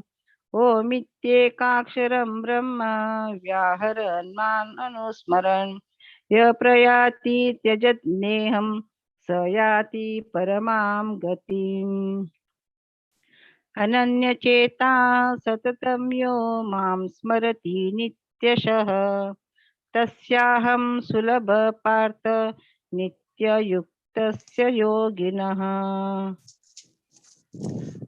हरि ओम। मामुपैत्य पुनर्जन्म दुःखालयं शाश्वतं नाप्नुवन्ति महात्मानः संसिद्धिं परमां गता आ ब्रह्म भुवनान् लोका पुनरावर्तिनोऽर्जुन मामुपैत्य तु कौन्तेय पुनर्जन्म न विद्यते सहस्रयुगपर्यन्तम् अहर्द ब्रह्मणो विदुः रात्रिं युगसहस्रां तां ते यो रात्रविदो जनाः अव्यक्त्यादक्ष सर्वा प्रभवन्त्यरागमे रात्रागमे प्रलीयन्ते तत्रे वामुख्य संजके भूतग्रामस एवायं भूत्वा भूत्वा प्रलीयते रात्रागमे वर्ष्य पार्थ प्रभवत्यः रागमे परस्तस्मात् भावन्यो व्यक्तो व्यक्ता सनातनः यस सर्वेषु भूतेषु न सत्सु न विनश्यति अव्यक्तोऽक्षर इत्युक्तः तमाहु परमां गतिं यं प्राप्य न निर्वर्तन्ते तद्धाम परमं मम पुरुषस्य पर पार्थ भक्त्या लभस्य नन्यया यस्यान्तस्थानि भूतानि येन सर्वमिदं ततं यत्र काले त्वनावृत्तिम् आवृत्तिं चैव योगिनः प्रायता यान्ति तं कालं वक्ष्यामि भरतर्षभ अग्निज्योतिरः शुक्ल षण्मसा उत्तरायणं तत्र प्रायता गच्छन्ति ब्रह्मविदो जनाः धूमो रात्रिस्तदा कृष्णः षण्मसा दक्षिणायनं तत्र चान्द्रमसं ज्योतिः योगी प्राप्य निर्वर्तते शुक्लकृष्णे गति येते जगतः शाश्वते मते एकया यत्यनावृत्तिम् अन्यया वर्तते पुनः नैते श्रुति पार्थ जानन् योगी मुह्यति कश्चन तस्मात् सर्वेषु कालेषु योगयुक्तो भवार्जुन वेदेषु यज्ञेषु तपस्सु चैव दानेषु यत् पुण्यफलं प्रदिष्टम् अत्येति तत्सर्वमिदं विदित्वा योगी परं स्थानमुपैति चाद्यम् ओम तत्सत् इति श्रीमद्भगवद्गीतासु उपनिषत्सु ब्रह्मविद्यायां योगशास्त्रे श्रीकृष्णार्जुन संवादे अक्षर परब्रह्म योगो नाम अष्टमोऽध्यायः। ओम श्री कृष्णार्पणमस्तु. हरे कृष्ण. सुगुणा माताजी आणि प्रभूजी तुम्ही ऐकून सांगल्या. सुगुणा माताजी एव्हरी एकादशी का तुम्ही पार्टिसिपेट करताची अशी मुखारी येऊ का तुम्ही. डॉक्टर प्रभूजी तुम्ही तुम्हाला टाइम काढू आता आईल्यांची भारी खुश केल्या तुम्हाला ऐकून पठण ऐकून अशी मुखारी आहे याची. हरे कृष्ण. हरे कृष्ण. नेक्स्ट 9वा अध्याय समूह यत्तसची राजविद्या राजगुह्य योग. गौरी भट माताजी आणि हरग्रेस राधिका माताजी. हरे कृष्ण माताजी. हरे कृष्ण. हरे कृष्ण. श्री कृष्ण परमात्मने नमः. अथ राजविद्या राजगुह्य योगो नाम नवमोऽध्यायः. श्री भगवानुवाच इदं तु ते गुह्यतमं प्रवक्ष्याम्यनसूयवे ज्ञानं विज्ञानसहितं यज्ञात्वा मोक्षसे शुभात्. राजविद्या राजगुह्यं पवित्रम् इदमुत्तमं प्रत्यक्षावगमं धर्मं स्वसुखं कर्तुमव्यय. अश्रद्धदाना पुरुषः धर्माशास्य परन्तप अप्राप्य मां निवर्तन्ते मृत्युसंसारवर्त्मनि. मया ततमिदं सर्वं जगद्व्यक्तमूर्तिना मश्यानि सर्वभूतानि न चाहं तेषु अवस्थितः न च मस्तानि भूतानि पश्य मे योगमैश्वरम्. भूतभृन्न च भूतस्थो ममात्मा भूतभावनः. यथाकाशस्थितो नित्यं वायुः सर्वत्र गोमहान् तथा सर्वाणि भूतानि मश्यानीत्युपधारय. सर्वभूतानि कौन्तेय प्रकृतिं यान्ति मामिकाम्. कल्पक्षये पुनस्तानि कल्पोदा विसर्ज्यमहम्. प्रकृतिं स्वामवृष्टभ्य विसृजामि पुनः पुनः. भूतग्राममिवं कृष्णम् अवसं प्रकृते वशात्. न च मां तानि कर्माणि निबध्यन्ति धनञ्जयः. उदासीनवदासीनम् असक्तं तेषु कर्मसु मया दक्षेण प्रकृतिः सूयते सचराचरम्. हेतुनानेन कौन्तेय जगद्विपरिवर्तते. अवजानाति मां मूढा मानुषीं तनुमाश्रितम्. परं भाव अजानन्तो मम भूतमहेश्वरम्. मोगाशामोगकर्माणो मोगज्ञानाविचेतसः राक्षसीम् आसुरीं चैव प्रकृतिं मोहिनीं श्रितः. महात्मानस्तु मां पार्थ दैवीं प्रकृतिमाश्रितः. भजन्त्यनन्यमनसो ज्ञात्वा भूतादिमव्ययम्. सततं कीर्तयन्त्यो मां यतं तस्य दृढव्रतः. नमस्यन्त्यश्च मां भक्त्या नित्ययुक्ता उपासते. ज्ञानयज्ञेन चाप्यन्ये यजन्तो मामुपासते. एकत्वेन पृथक्त्वेन बहुधा विश्वतो मुखम्. अहं कर्तुरहं यज्ञः स्वदाहमौषधम्. मन्त्रोऽहमहमेवाज्यम् अहमग्निरहं हुतम्. पिताहमस्य जगतो माता दाता पितामहः. वेद्यं पवित्रमोङ्कारः रक्षाम यजुर्वेद च.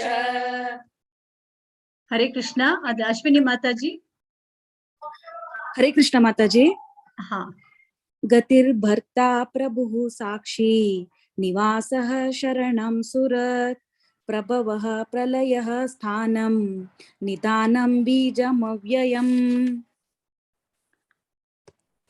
तपाम्यः महं वर्षं निग्रहाम्योत्सजामि च अमृतं चैव मृत्युश्च सदसच्चाहमर्जुन त्रैविद्या मां सोमपाः पूतपापा यज्ञैरिष्ट्वा स्वर्गतिं प्रार्थयन्ते ते पुण्यमासाद्य सुरेन्द्रलोकम् अश्नन्ति दिव्यान् दिवि देवभोगान् ते तं भुक्त्वा स्वर्गलोकं विशालं क्षिणे पुण्ये मर्त्युलोकं विशन्ति एवं त्रयी धर्ममनुप्रपन्ना गतागतं कामकामा लभन्ते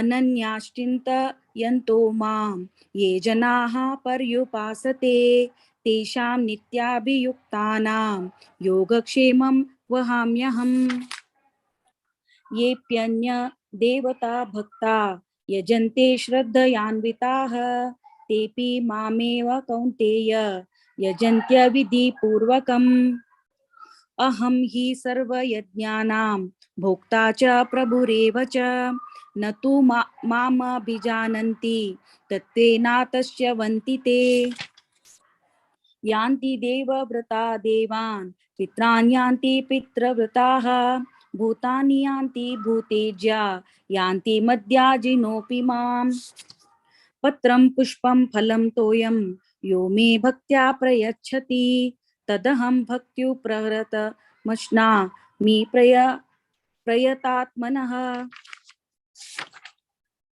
यत्करोषि यदश्नासि यज्जुहोषि ददासि यत्तपस्यसि कौन्तेय तत्कुरुष्व मदर्पणम् शुभाशुभफलैरेवं मोक्ष्यसे कर्मबन्धनैः संन्यासयोगयुक्तात्मा विमुक्तो मामुपैष्यसि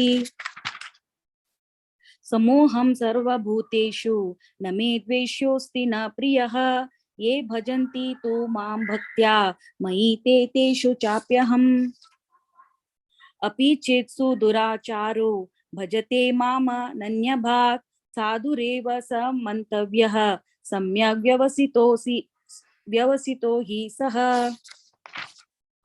क्षिप्रं भवति धर्मात्मा शश्वच्छान्ति निगच्छति कौन्तेय प्रतिजानीहि न मे भक्तः प्रणश्यति मां हि पार्थ व्यपाश्रित्य येऽपि स्युः पापयोनयः स्त्रियो वैश्यास्तथा शूद्रा तेऽपि यान्ति परां गतिम् किं पुनर्ब्राह्मणाः पुण्या भक्तारादर्शय स्थता अनित्यमसुखं लोकमिमं प्राप्य भजस्व माम् मन्मना भव मद्भक्तो मद्याजी मां नमस्कुरु मामे वैश्यसि यक्वे वमात्मानं मत्परायणः इति श्रीमद्भगवद्गीतासु उपनिषत्सु ब्रह्मविद्यायां योगशास्त्रे श्रीकृष्णार्जुन संवादे राजविद्या राजगुह्य योगो नाम नवमोऽध्यायः। हरे कृष्णा कृष्णा कृष्णा हरे हरे हरे राम राम राम हरे हरे. हरे कृष्ण. सॉरी अश्विनी माताजी, तुमगे नाव सांगच्या विसरली. गौरी माताजी कानी राधिका माताजी पळेल कुळ विसरल्या आमगेली कित म्हळ्यार टीचर ना मागीर श्यामला माताजी तांक पळेल कुळे नमस्कार केला आनी विसरली. नो प्रॉब्लेम माताजी. तुम्ही भारी चंद करून सांगलाय, भारी चंद करून तुम्ही प्रति एकादशी का तुम्ही पठन करताची आणि मुखारी तशी येयाची. हरे कृष्ण. हरे कृष्ण. हरे कृष्ण. गौरी माताजी आणि राधिका माताजी पुराजना काही गोत असं आमगेली प्रिय प्रिय प्रिय टीचर आमगेली आमगितलं लायक प्रत्येक सांगून दिताच की राधिका माताजी खैर या ना सांगता मी गेल्या कसं शब्द ना बट आता भीष्मस्तुती इतकं चंद करून सांगतं सामकं शिकून दितं असाची. सो खूप खूप धन्यवाद राधिका माताजी, तुमका खूप खूप धन्यवाद. हरे कृष्ण गौरी माताजी. हरे कृष्ण. नेक्स्ट 10th अध्याय सांगू येतची विभूती योग 1 to 21 शोभना कामत माताजी आणि 22-42 सुधींद्र आचार्य. हरे कृष्ण शोभना माताजी. हरे कृष्णा. ॐ नमो भगवते वासुदेवाय। अथ दशमोऽध्यायः विभूतिविस्तारयोगः। श्रीभगवानुवाच भूया एव महाबाहो शृणु मे परमं वच। यत्तेऽहं प्रीयमाणाय हृष्यामि हितकामया। न मे विदुसुरगणा प्रभवं न महर्षया। अहमादाहि द्वेदानं महर्षीणां च सर्वशः। यो मां जामनानिसा च वेति लोकामहेश्वरम्। आसामूढं समर्थेषु सर्वपापेषु प्रमुच्यते। बुद्धिर्ज्ञानं सम्मोहं क्षमा सत्यं दमः शमा। सुखं दुःखं भवभावो भयं च भयमेव च। अहिंसा समता तुष्टि तपोदानं दशोदशा। भवन्ति भावभूतानं मत एव पृथग्विधा। मर्षाय सप्तपूर्वावे चत्वारो मनवस्तथा। मद्भावो मनसा जाता येषां लोक इमा प्रजा। एतामुपैति योगं च मम यो वेति तत्त्वता। सोऽविकसेन योगेन युज्यन्ते नात्र संशयः। अहं सर्वस्य प्रभावो मत्तः सर्वप्रवर्तते इति मत्वा भजन्ते मां बुद्धा भावसमन्विता। मच्चित्ता मद्गतः प्राणा बोधयत्न परस्परं। यत यत्नश्च मां नित्यं तुष्यन्ति च मरन्ति च। तेषां सततयुक्तानां भजन्तां प्रीतिपूर्वकं। ददामि बुद्धियोगं तं येन मामाप्नुवन्ति तेषामेवानुकम्पता। महं ज्ञानजं तमा नाशयाम्यात्मभावस्तु ज्ञानदीपेन दावसा। अर्जुनोवाच परं ब्रह्मं परं धामं पवित्रं परमं भवान्। पुरुषं शाश्वतं दिव्याम् आदिदेवमजं विभुम्। आहूत्वा मृषया सर्वे देवार्षिर्नारदास्तथा। आसितो देवलो यस्य स्वयं चैव ब्रवीष्य मे। सर्वमेतादृतं मन्ये यन्मां वदसि केशव। न हि ते भगवन् व्यक्तिं विदुर्देवा न दानवा। स्वयमेवात्म आत्मानं वेत्तं पुरुषोत्तमा। भूतभावन भूतेश देवदेव जगत्पते। व्यक्त्युं महर्षशेषेण दिव्यहत्यान्नो विभूतये। यभिर्विभूतिभिर्लोका इमां त्वं व्यापतिष्ठसि।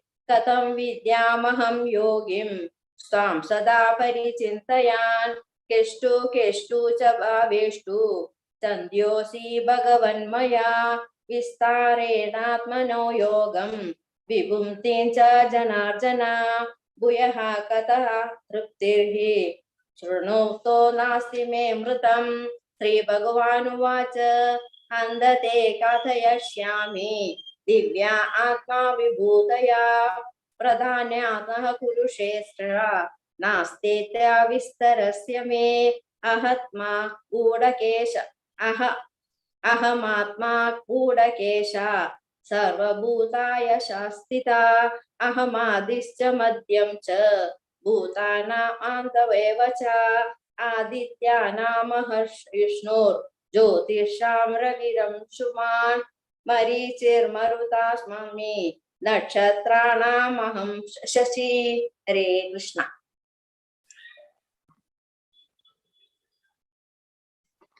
वेदानां सामवेदोऽस्मि देवानामस्मि वासवः। इन्द्रियाणां मनश्चास्मि भूतानामस्मि चेतना। रुद्राणां शङ्करश्चास्मि वित्तेषो यक्षरक्षसां। वसूनां पावकश्चास्मि मेरुः शिखरिणामहं।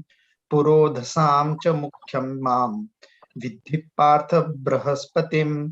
सेनानीनामहं स्कन्द सरसामस्मि सागर महर्षिणां भृगरहं गिरामस्मेकमक्षरं यज्ञानां जपयज्ञोऽस्मि स्थावराणां हिमालया अश्वत्थ सर्ववृक्षाणां देवर्षिणां च नारद गन्धर्वाणां चित्ररथ सिद्धानां कपिलो मुनि उच्चैश्रवः समश्रवां विद्धि माममृतोद्भवम् ऐरावतं गजेन्द्राणां नराणां च नराधिपम् आयुधानामहं वज्रं धेनूनामस्मि कामधुक प्रजनश्चास्मि क्रन्दर्प सर्पाणामास्मि वासुकी अनन्तश्चास्मि नागानां वरुणो यादसामहं पितॄणामर्यमा चास्मि यमसंयमतामहं प्रह्लादस्मि दैत्यानां कालकलयतामहं मृगाणां च मृगेन्द्रोऽहं वैनतेयश्च पक्षिणां पवनपवतामस्मि रामशस्त्राभृतामहं झषाणां मकरश्चास्मि स्रोतसामस्मि जानवी सर्गाणामादिरन्तश्च मध्यं चैवाहमर्जुन अध्यात्म विद्यानां वादप्रवदतात्महम्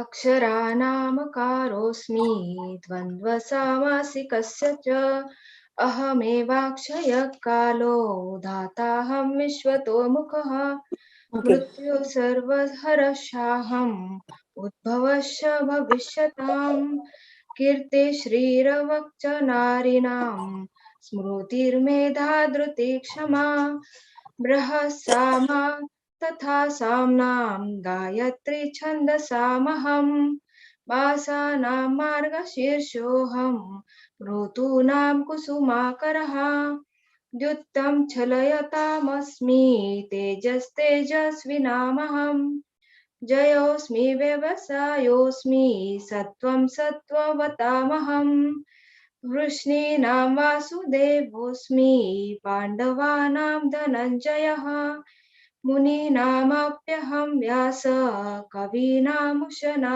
कविः दण्डो दमयतामस्मि नीतिरस्मि जिगीषताम् मौनं चैवास्मि गुह्यानां ज्ञानं ज्ञानवतामहं यच्चापि सर्वभूतानां बीजं तदहमर्जुन न तदस्ति विना यत् स्यान मया भूतं चराचरम् नान्तोऽस्ति मम दिव्यानां विभूतीनां परन्तप एष तुद्देशतः प्रोक्तो विभूतेरविस्तरो मया यद् यद् विभूतिमत्सत्त्वं श्रीमदूर्जितमेव वा तत् एवावगच्छत्वं मम तेजोश सम्भवम् अथवा बहुनैतेन किं ज्ञातेन तवार्जुन विष्टभ्याहमिदं कृष्णम् ऐकांशेन स्थितो जगत् ॐ तत्सत् इति विभूति योगो नाम 10मोऽध्यायः। हरे कृष्ण। हरे कृष्ण. शोभना माताजी तुम्ही भारी चंदकोण सांगलाय. भारी चंद. हरे Krishna. Next Sudhindra Prabhuji. I think हांव तुमकां फर्स्ट टाइम पळयता आसां. सो प्लीज हे याची प्रभूजी मस्त उणे आमगेला तो सांगतली. सो एवरी टाइम येवका तुम्ही एकादशी महिन्या 2 आसा. सो प्लीज हे याची. नेक्स्ट तुमगे नाव कळली. दिव्यश्री आचार्य. अच्छा ओके ओके. तुम्ही दोघा जण याची. ओके फर्स्ट टाइम पळयता लायकून तुम्ही चॅट केला. सो प्रति महिन्याक प्रभूजी तुम्ही मिस कोणाक कसं म्हणून आमकां प्रभूजी मस्त उणे सांगतली. सो तुम्ही याची. हरे कृष्ण. हरे कृष्ण. हरे कृष्ण. हरे कृष्ण. हरे कृष्ण. हरे कृष्ण. हरे कृष्ण.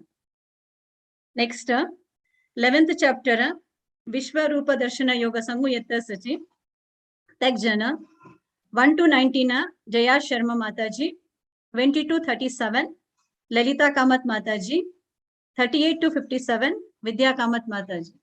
हरे कृष्ण. जया शर्मा जी तुम्ही ओके.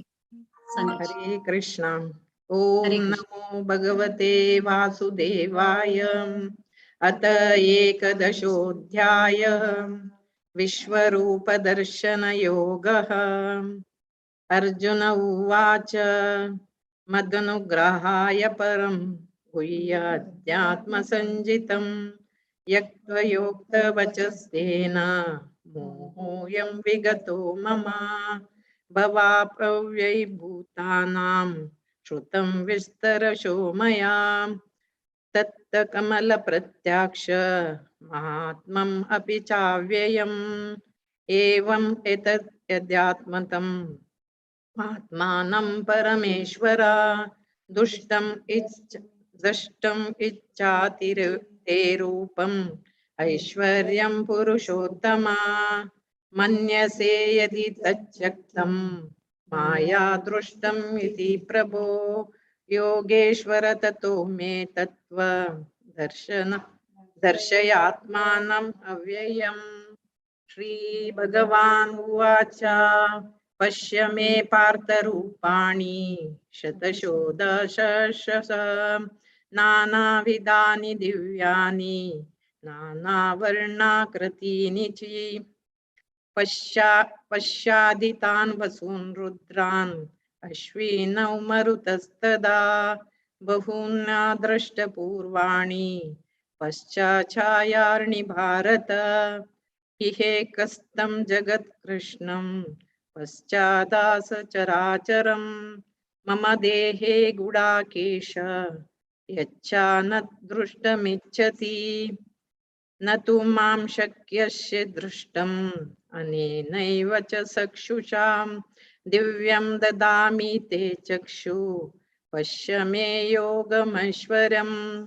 संजय उवाच एवम् उक्ता ततो राजन् महायोगेश्वरो हरि. दर्शयामास पार्थाय परमं रूपमैश्वर्यम्. अनेकवक्त्रनयनम् अनेकाद्भुतदर्शनम्. अनेकदिव्याभरणम् दिव्यानेकोऽध्यायुधम्. दिव्यामालाम्बरधरम् दिव्यगन्धानुलेपनम्. सर्वमयं देवम् अनन्तं विश्वतोमुखम्. दिवि सूर्यशस्य भवेत् युगपदुस्थिता. यदि भासदृशी साक्षात् भासस्य महात्मनां. तत्रेक जगत्कृष्णं प्रविभक्तम् अनेकधा. अपश्यत् देवदेवस्य शरीरे पाण्डवस्तदा. ततसि विस्मयाविष्टो हृष्टरोमा धनञ्जय. प्रणम्य शिरसा देवं कृताञ्जलिरभाषत. अर्जुन उवाच पश्यामि देवांस्तव देवदेहे सर्वांस्तदा भूतविशेषसङ्घान्. ब्रह्माणां ईशकमलासनस्थं ऋषींच सर्वान् उरगांश्च दिव्यान्. अनेकबाहूदरवक्रनेत्रं पश्यामि तां सर्वतो अनन्तरूपम्. नातं नामद्यं न पुनस्तवादिं पश्यामि विश्वेश्वर विश्वरूप. किरीटिनं गदिनं चक्रिणीं च तेजोराशिं सर्वतो दीप्तमन्तं. पश्यामि त्वां दुर्निरीक्ष्यं समतान् दीप्तनलाकद्युतिम् अप्रमेयम्. त्वम् अक्षरं परमं वेदितव्यं तमस्या विश्वस्य परं निदानम्. तम् अव्यय शाश्वत धर्मगोप्ता सनातना त्वं पुरुषो मतो मे.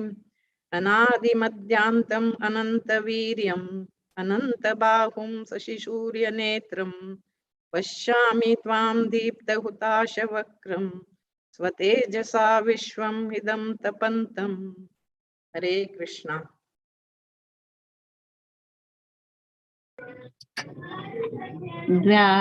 द्यावा प्रतीत्यो हृदमन्तरं हि व्याप्तं त्वयत्तेन दिशश्च सर्वाः दृष्ट्वाद्भुतं रूपमुग्रं तवेदं लोकत्रयं प्रव्यतितं महात्मन् अमीहि त्वां सुरसङ्गा विशन्ति केचिद्भीता प्राञ्जलयो गृह्णन्ति स्वस्तीत्युक्त्वा महर्षि सिद्धसङ्गा स्तुवन्ति त्वां स्तुतिभिः पुष्कलाभिः रुद्रादित्या वसुवो ये च साध्या विश्वेश्विनं मरुतश्चोष्मपाश्च गन्धर्वयक्षासुरसिद्धसङ्गा वीक्षन्ते त्वां विस्मिताश्चैव सर्वे रूपं महत्ते बहुवक्त्रनेत्रं महाबाहो बहुबाहुरूपदां बहूदरं बहुदंष्ट्राकरालं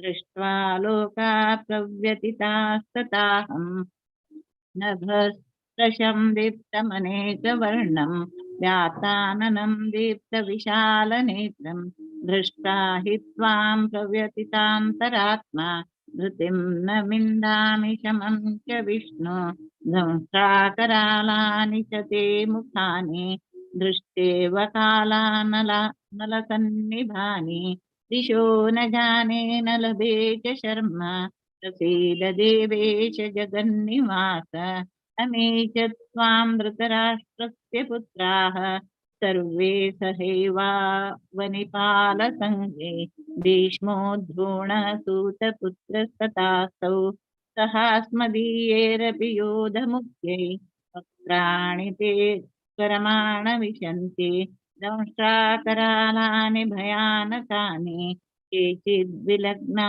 दशनान्तरेषु सन्दृश्यन्ते चूर्णितैरुत्तमाङ्गै यथा नदीनां बहूम्बुवेगा समुद्रमेवाभिमुखा ध्रुवन्ति तथा तवामि नरलोकवीरा विशन्ति वक्त्राण्यभिविज्वलन्ति यथा प्रदीप्तं ज्वलनं पतङ्गा विशन्ति नाशाय समृद्धवेगा तथैव नाशाय विशन्ति लोका तवापि वक्त्राणि समुद्रवेगा लेलीह्यसे ग्रसमानसमन्तात् लोकान् समग्रान् वदनैर्ज्वलब्धि तेजोभिरापूर्य जगत्समग्रं भावोत्सवोग्रा प्रतपन्ति विष्णु आख्याहि मे को भवानुग्ररूप नमोऽस्तु ते देववर प्रसीद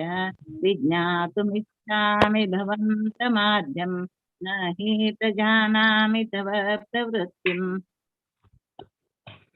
श्रीभगवानुवाच कालोऽस्मि लोकक्षयकृत् लोकां समाहर्तुमिह प्रवृत्त ऋतेऽपि त्वा न भविष्यन्ति सर्वे एव स्थिता प्रत्यनिकेषु योधा तस्मात् त्वमुत्तिष्ठ यशो लभस्व जित्वा शत्रून् भुङ्क्ष राज्यं समृद्धम् मय्येवैते निहता पूर्वमेव निमित्तमात्रं भव सव्यसाचिन् द्रोणं च भीष्मं च जयद्रथं च कर्णं तथा नानपि योधवीरान् मया हतास्त्वं जहिमा व्यतिष्ठा युध्यस्वजेता किरणे सपत्नान् संजय उवाच एतत् श्रुत्वा वचनं केशवस्य तथाञ्जलिर्वेपमानः किरीटी नमस्कृत्वा भूय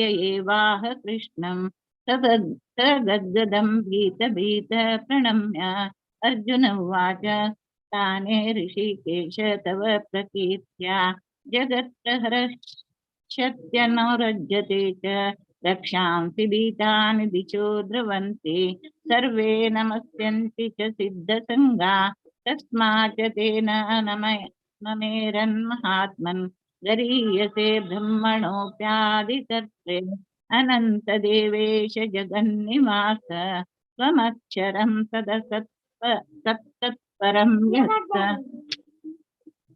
त्वमादिदेव पुरुषः पुराण समस्य विश्वस्य परं निधानं वेदासि वेद्यं च परं च धाम त्वया ततं विश्वमनन्तरूप। हरे कृष्ण।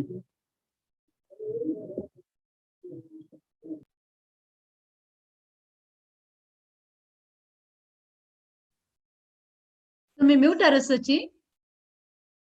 विद्या कामत माताजी म्यूट हा विकासन भाग हा तुम्ही म्यूट आहात. ओके केलं वायुर्यमोऽग्निर्वरुणश्च शान्तः प्रजापतिस्त्वं प्रपितामहश्च नमो नमस्ते सुसहस्रकृत्वः पुनश्च भूयोऽपि नमो नमस्ते नमः पुरस्तादथ पृष्ठतस्ते नमोऽस्तु ते सर्वत एव सर्व अनन्तवीर्यामितविक्रमस्त्वं सर्वं समाप्नोषि ततोऽसि सर्वः सखेति मत्वा प्रसभं यदुक्तं हे कृष्ण हे यादव हे सखेति अजानता महिमानन्तवेदं मया प्रमादात् प्रणयेन वापि यच्चावहासार्थमत्तत्कृतोऽसि विहारशय्यासनभोजनेषु एकोऽथवाप्यच्युत तत्समक्षं तत्क्षामये त्वामहमप्रमेयम् पितासि लोकस्य चराचरस्य त्वमस्य पूज्यश्च गरुर्गरीयान् न तत्त्वत्समोऽस्त्यभ्यधिकः कृतोऽन्यो लोकत्रयेऽप्यप्रतिमप्रभाव तस्मात् प्रणम्य प्रणिधाय कायं प्रसादये त्वामहमीशमीड्यम् पितेव पुत्रस्य सखेव सख्यु प्रियः प्रियार्यार्हसि देव सोढुम् अदृष्टपूर्वं ऋषितोऽस्मि दृष्ट्वा भयेन च प्रव्यथितं मनो मे तदेव मे दर्शय देवरूपं प्रसीद देवेश जगन्निवास किरीटिनं गदिनं चक्रहस्त मिच्छामि त्वां द्रष्टुमहं तथैव तेनैव रूपेण चतुर्भुजेन सहस्रबाहो भव विश्वमूर्ते श्रीभगवानुवाच मया प्रसन्नेन तवार्जुनेदं रूपं परं दर्शितमात्मयोगात् तेजोमयं विश्वमनन्तमाद्यै यन्मे त्वदन्येन न दृष्टपूर्वं न वेदयज्ञाध्ययनैर्न दानैर्न च क्रियाभिर्न तपोभिरुग्रैः एवं रूपः शक्य अहं नृलोके दृष्टं त्वदन्येन कुरु प्रवीर मा ते व्यथा मा च विमूढभावो दृष्ट्वा रूपं घोरमीदृङ्गमेदं व्यपेतभिः प्रीतमनः पुनस्त्वं तदेव मे तु रूपमिदं प्रपश्य संजय उवाच इत्यर्जुनं वासुदेवस्तथोक्त्वा स्वकं रूपं दर्शयामास भूयः आश्वासयामास यच भीतमेनं भूत्वा पुनः सौम्य वपुर्महात्मा अर्जुन उवाच दृष्ट्वेदं मानुषं रूपं तव सौम्यै जनार्दन इदानीमस्मि संवृत्तः सचेताः प्रकृतिं गतः श्रीभगवानुवाच सुदुर्दर्शमिदं रूपं दृष्टवानसि यन्मम देवा अप्यस्य रूपस्य नित्यं दर्शनकाङ्क्षिणः नाहं वेदैर्न तपसा न दानेन न चेज्जया शक्य एवं विधो द्रष्टुं दृष्टवानसि मयि यथा भक्त्या त्वनन्यया शक्य अहमेवं विधोऽर्जुन ज्ञातुं द्रष्टुं च तत्त्वेन प्रवेष्टुं च परन्तप मत्कर्म कृन्मत्परमो मद्भक्तः सङ्गविवर्जितः निर्वैरः सर्वभूतेषु यः स मामेति पाण्डव ॐ तत्सदिति श्रीमद्भगवद्गीतासु उपनिषत्सु ब्रह्मविद्यायां योगशास्त्रे श्रीकृष्णार्जुनसंवादे विश्वरूपदर्शनयोगो नामैकादशोऽध्यायः। श्रीकृष्णार्पणमस्तु। हरे राम राम राम हरे हरे हरे कृष्ण कृष्ण कृष्ण हरे हरे कृष्णार्पणमस्तु. भवतु. हरे कृष्णा. हरि बोल, हरि बोल, हरि बोल. जय माताजी. ललिता माताजी आणि विद्या माताजी, तुम्ही त्याग जण भारी चंदकोन सांगलाय. खूप खूप तुमको धन्यवाद. विद्या माताजी तुमगे राग भारी लायकशिलो ऐकूच्या एकदम खुशी झाल्या. व्यंकटराम देवसनात एक जी श्लोक त्या सांगल्या म्हणके तेच रागात तुम्ही सांगता आशिल्ली. धन्यवाद, खूप धन्यवाद तुमका. हरे कृष्णा. पुराजन भारी चंदकोन सांगला श्लोकास पुरा. सो आता 12th chapter ಅದಕ್ಕನು ಮಾಯಾ ಮಾತಾಜಿ ಎತ್ತಸಚಿ. Over to you Maya Mataji. Hare Krishna.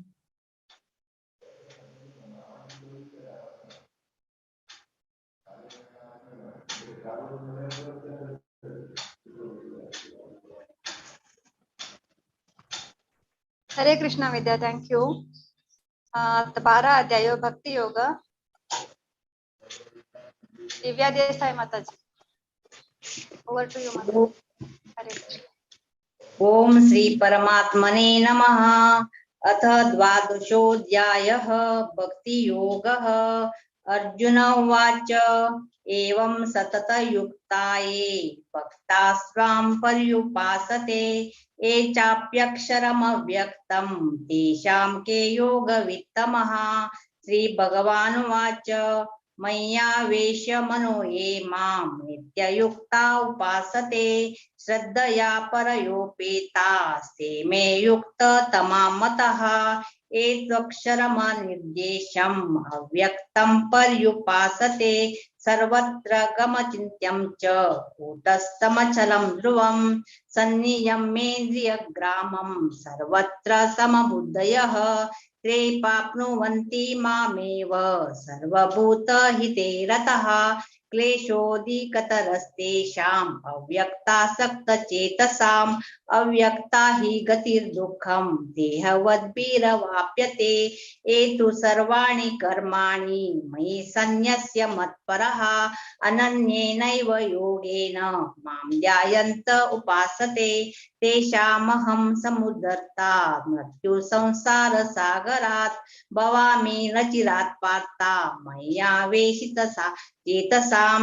मय्येव मन अद्यस्य मयि बुद्धिं निवेशय निवसिष्यसि मय्येव अथ ऊर्ध्वं न संशयः.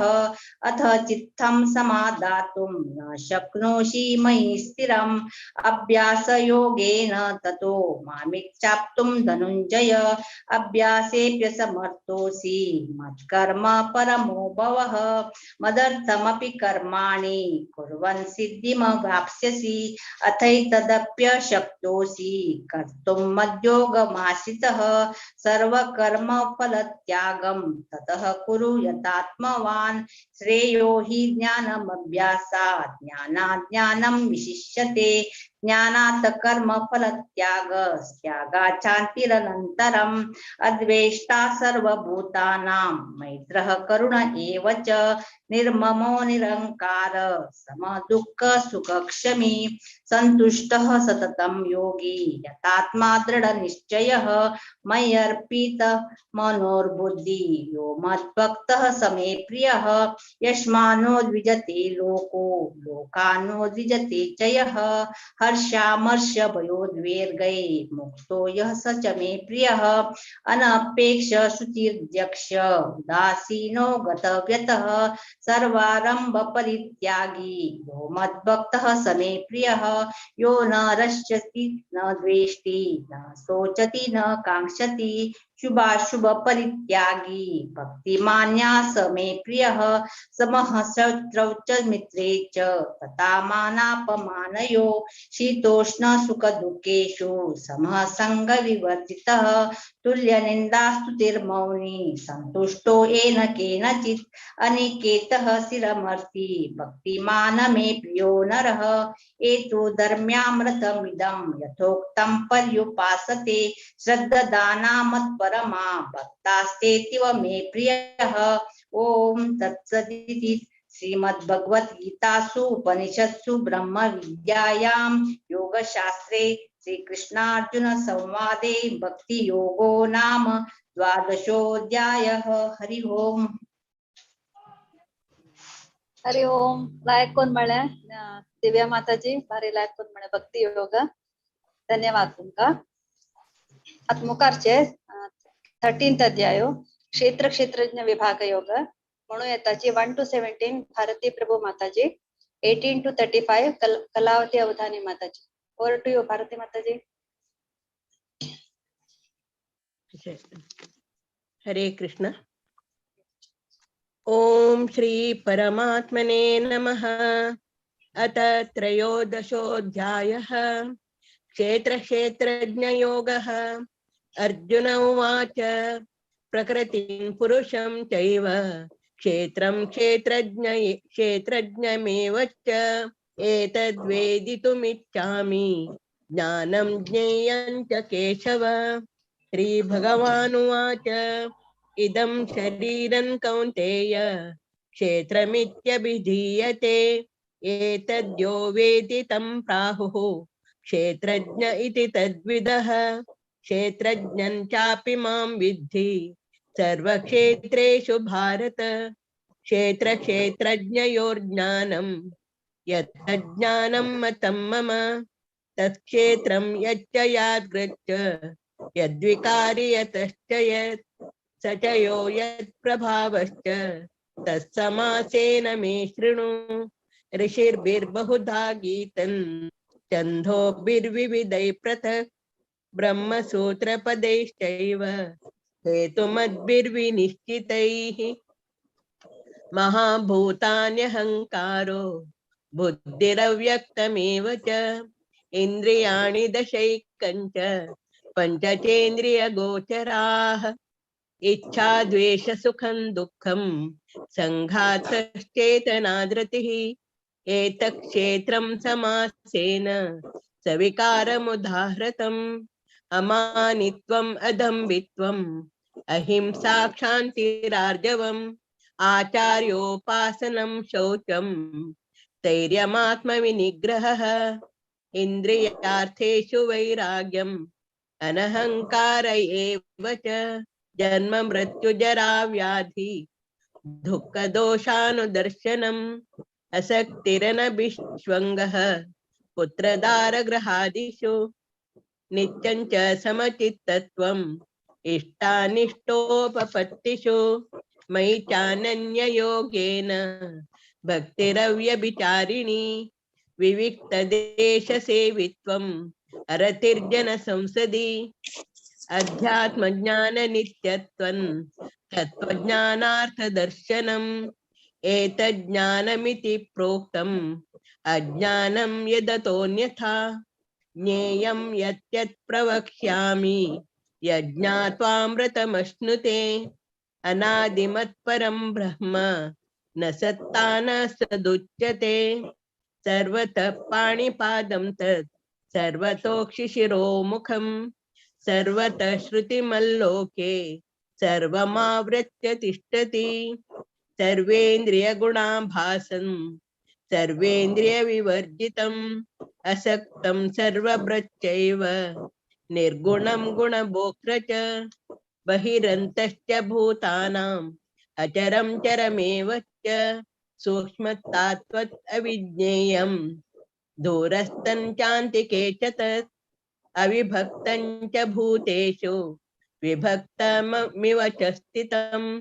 भूतभर्त च तज्ज्ञेयं ग्रसिष्णु प्रभविष्णु च. ज्योतिषामपि तज्ज्योतिः तमसः परमुच्यते. ज्ञानं ज्ञेयं ज्ञानगम्यं हृदि सर्वस्य विष्ठितम्. इति क्षेत्रं तथा ज्ञानं ज्ञेयं चोक्तं समासतः. मद्भक्त एतद्विज्ञाय मद्भावायोपपद्यते. प्रकृतिं पुरुषं चैव विद्यन्नादि उभावपि. विकारांच गुणाश्चैव विद्धि प्रकृतिसंभवान्. कार्यकरणकर्तृत्वे हेतु प्रकृतिरुच्यते. पुरुष सुख दुःखानां भोक्तत्वे हेतुरुच्यते. पुरुष प्रकृतिस्थो हि भुङ्क्ते प्रकृतिजान् गुणान्. कारणं गुणसङ्गोऽस्य सदसद्यो निजन्मसु.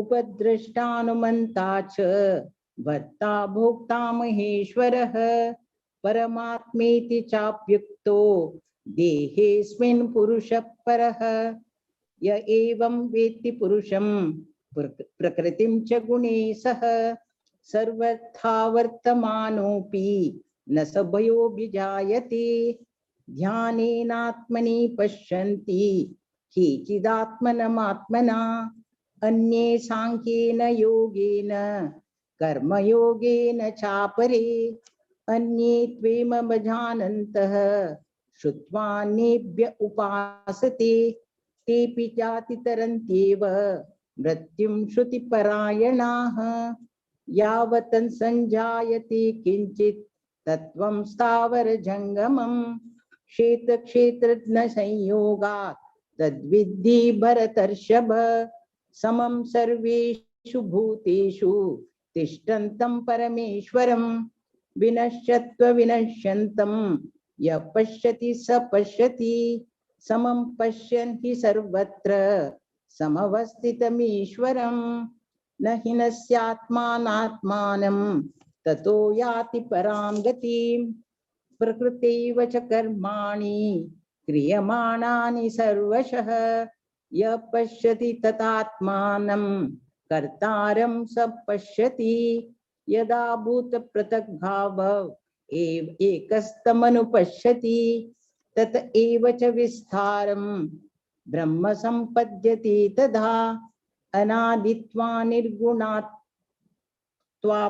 परमात्मायमव्ययः शरीरस्थोऽपि कौन्तेय न करोति न लिप्यते यथा सर्वगतं सौख्यम् आकाशं नोपलिप्यते सर्वत्रावशिष्टो देहे तथात्मानोपलिप्यते यथा प्रकाशयत्येकः कृत्यं लोकमिदं द्रविः क्षेत्रं क्षेत्री तदा कृत्यं प्रकाशयति भारत क्षेत्रक्षेत्रज्ञयोरेवम् अन्तरं ज्ञानचक्षुषा भूतप्रकृतिमोक्षं च ये विदुर्यान्ति ते परम् ओम तत्सत् इति श्रीमद्भगवद्गीतासु उपनिषत्सु ब्रह्म विद्यायां योगशास्त्रे श्रीकृष्णार्जुन संवादे क्षेत्र क्षेत्रज्ञ विभाग योगो नाम त्रयोदशोऽध्यायः। कृष्णार्पणमस्तु। हरे Krishna Krishna Krishna Hare Hare Hare Ram Ram Ram Hare Hare.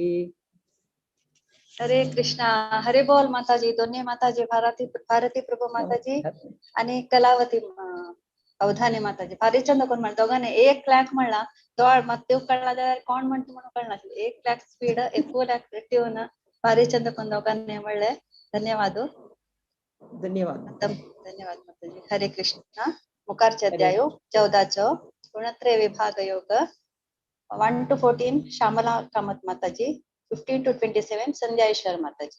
Over to you श्यामला माताजी। हरे कृष्णा म्यूट आरसज माताजी म्यूट आरसज। श्री परमात्मने नमः। अथ चतुर्दशोऽध्यायः गुणत्रय विभाग योगः।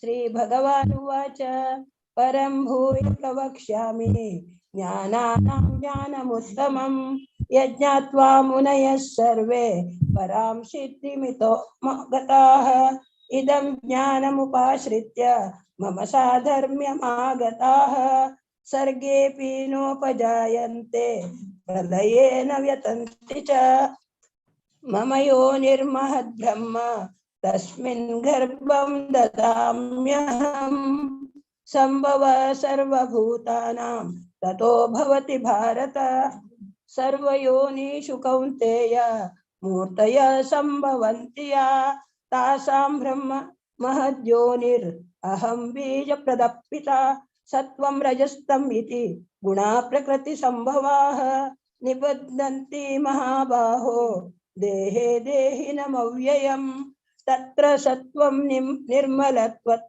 प्रकाशकम् अनामयम् सुखसंगेन बध्नाति ज्ञानसंगेन चानघः रजोरागात्मकं विद्धि तृष्णासङ्गसमुद्भवम् तन्निबध्नाति कौन्तेय कर्मसङ्गेन देहिनम् तमस्त्व अज्ञानज विद्धि मोहनं सर्वदेहिनां प्रमादालस्य निद्राभिः तन्निबध्नाति भारतः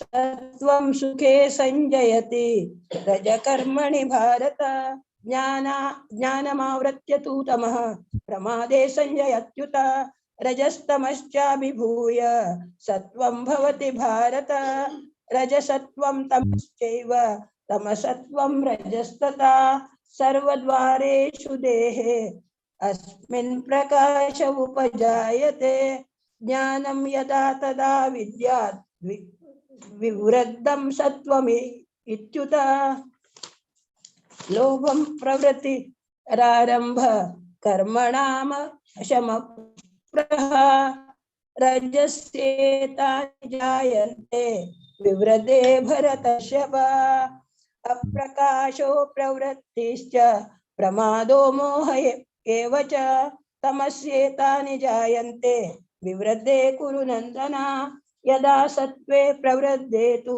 प्रलयं यान्ति देहभृत् तदोत्तमं विदां लोकान् अमलान् प्रतिपद्यते। कृष्ण हरे कृष्ण हरे हरे कृष्ण। रजसी प्रलयं गत्वा कर्मसङ्गिषु जायते तथा प्रलीनस्तमसि मूढयोनिषु जायते कर्मणा सुकृतस्याहुः सात्विकं निर्मलं फलं रजसस्तु फलं दुःखम् अज्ञानं तमसः फलं सत्त्वात् संजायते ज्ञानं रजसो लोभ एव च प्रमादमोहौ तमसो भवतो ज्ञानमेव च ऊर्ध्वं गच्छन्ति सत्त्वस्ता मध्ये तिष्ठन्ति राजसाः जगन्या गुणवृत्तिस्ता अधो गच्छन्ति तामसाः नान्यं गुणेभ्यः कर्तारं यदा द्रष्टानुपश्यति गुणेभ्यश्च परं वेत्ति मद्भावं सोऽधिगच्छति गुणानेतानि त्रीन् देहि देहसमुद्भवान् जन्म मृत्युजरा दुःखैः विमुक्तोऽमृतमश्नुते। अर्जुन उवाच कैर्लिङ्गै त्रीन् गुणात् नेतान् अतीतो भवति प्रभो किमाचारः कथं चैतान् त्रीन् गुणान् अतिवर्तते। श्रीभगवानुवाच प्रकाशं च प्रवृत्तिं च मोहमेव च पाण्डव न द्वेष्टि सम्प्रवृत्तानि न निवृत्तानि काङ्क्षति उदासीनो गुणैर्यो न विचाल्यते गुणा वर्तन्त इत्येव योऽवतिष्ठति नेङ्गते समदुःख सुखस्वस्थः समलोष्टाश्मकाञ्चनः तुल्यप्रिया प्रियो धीरः तुल्यनिन्दात्मसंस्तुतिः मानापमानयोस्तुल्यः तुल्यो मित्रारिपक्षयोः सर्वारम्भ परित्यागी गुणातीतः स उच्यते। मां च यो व्यभिचारेण भक्तियोगेन सेवते स गुणान् समातीतैतान् ब्रह्मभूयाय कल्पते। ब्रह्मणो हि प्रतिष्ठाहम् अमृतस्य व्ययस्य च शाश्वतस्य च धर्मस्य सुखस्यैकान्तिकस्य च। ओम तत्सदिति श्रीमद्भगवद्गीतासु उपनिषत्सु ब्रह्म विद्यायां योगशास्त्रे श्रीकृष्णार्जुन संवादे गुणत्रय विभागयोगो नाम चतुर्दशोऽध्यायः। हरे कृष्ण। हरे कृष्ण। हरे कृष्णा दोन्ही माताजी का श्यामला माताजी आणि संध्या ईश्वर माताजी। हरे कृष्ण।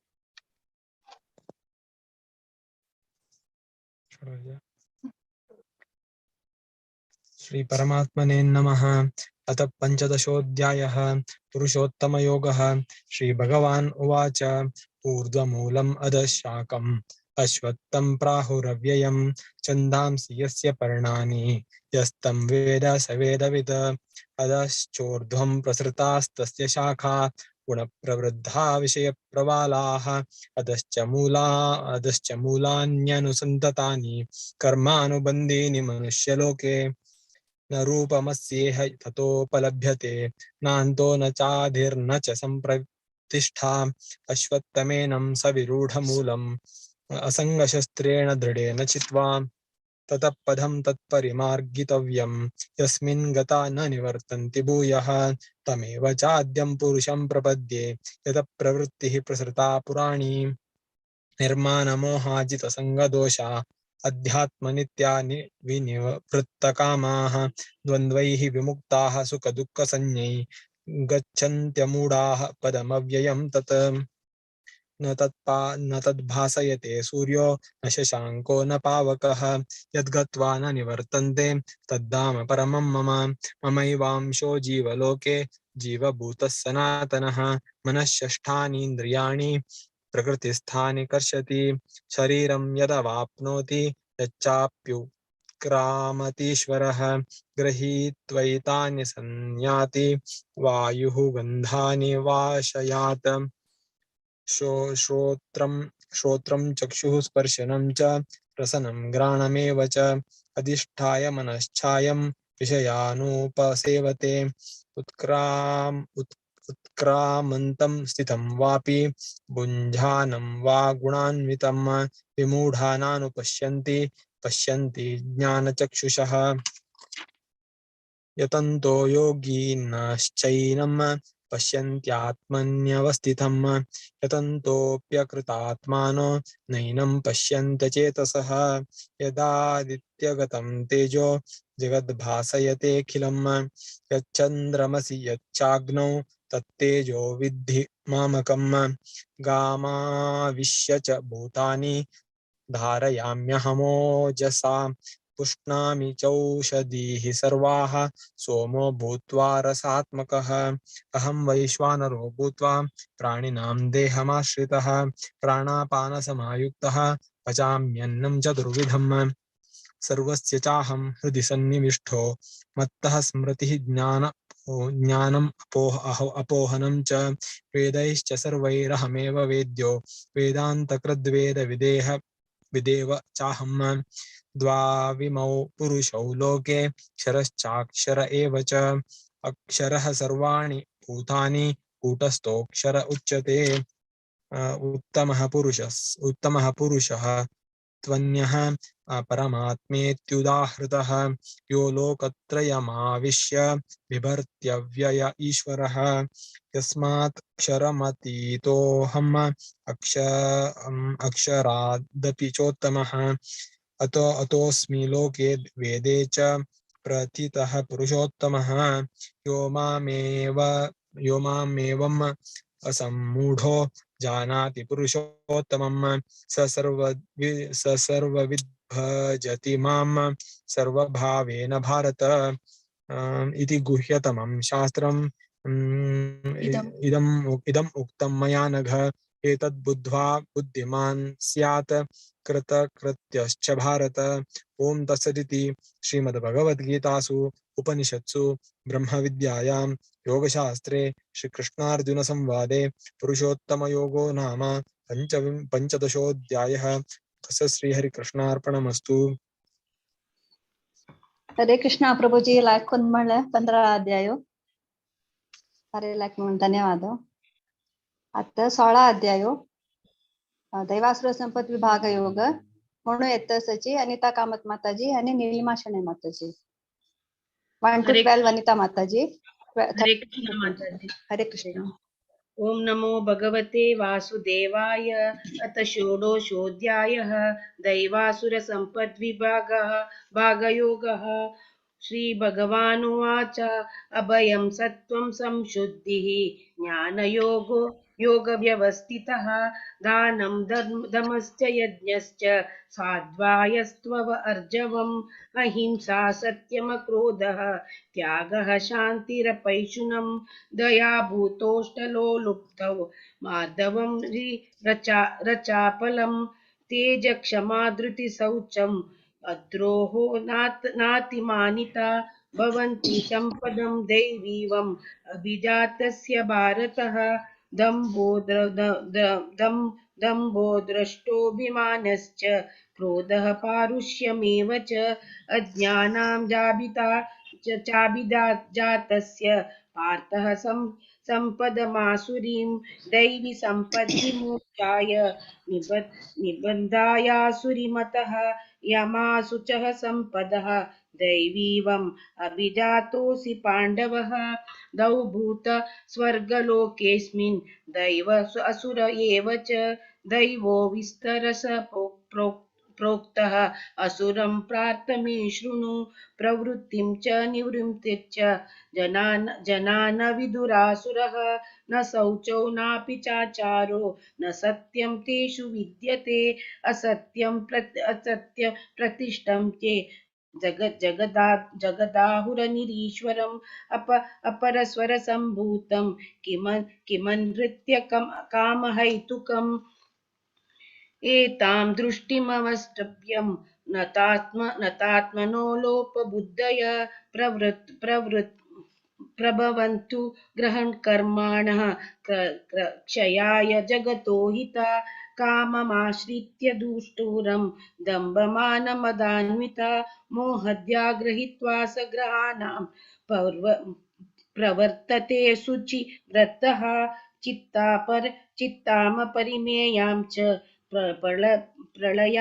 प्रलयान्तमुपाश्रिता कामोपभोगपरमा एतावदिति निश्चिता आशापाशशतैर्बद्धा कामक्रोधपरायणः इहन्ते कामभोगार्थम् अन्यायेनार्थसञ्चयान्। श्री कृष्ण। इदम् अद्य मया लब्धम् इमं प्राप्स्ये मनोरथम् इदमस्तीदमपि मे भविष्यति पुनर्धनम् असौ मया हतः शत्रुः हनिष्ये चापरानपि ईश्वरोऽहम् अहं भोगी सिद्धोऽहं बलवान् सुखी आढ्यो बीजनवान् अस्मि कोऽन्योऽस्ति सदृशो मया यक्ष्ये दास्यामि मोदिष्य इत्यज्ञानविमोहिताः अनेकचित्तविभ्रान्ता मोहजालसमावृताः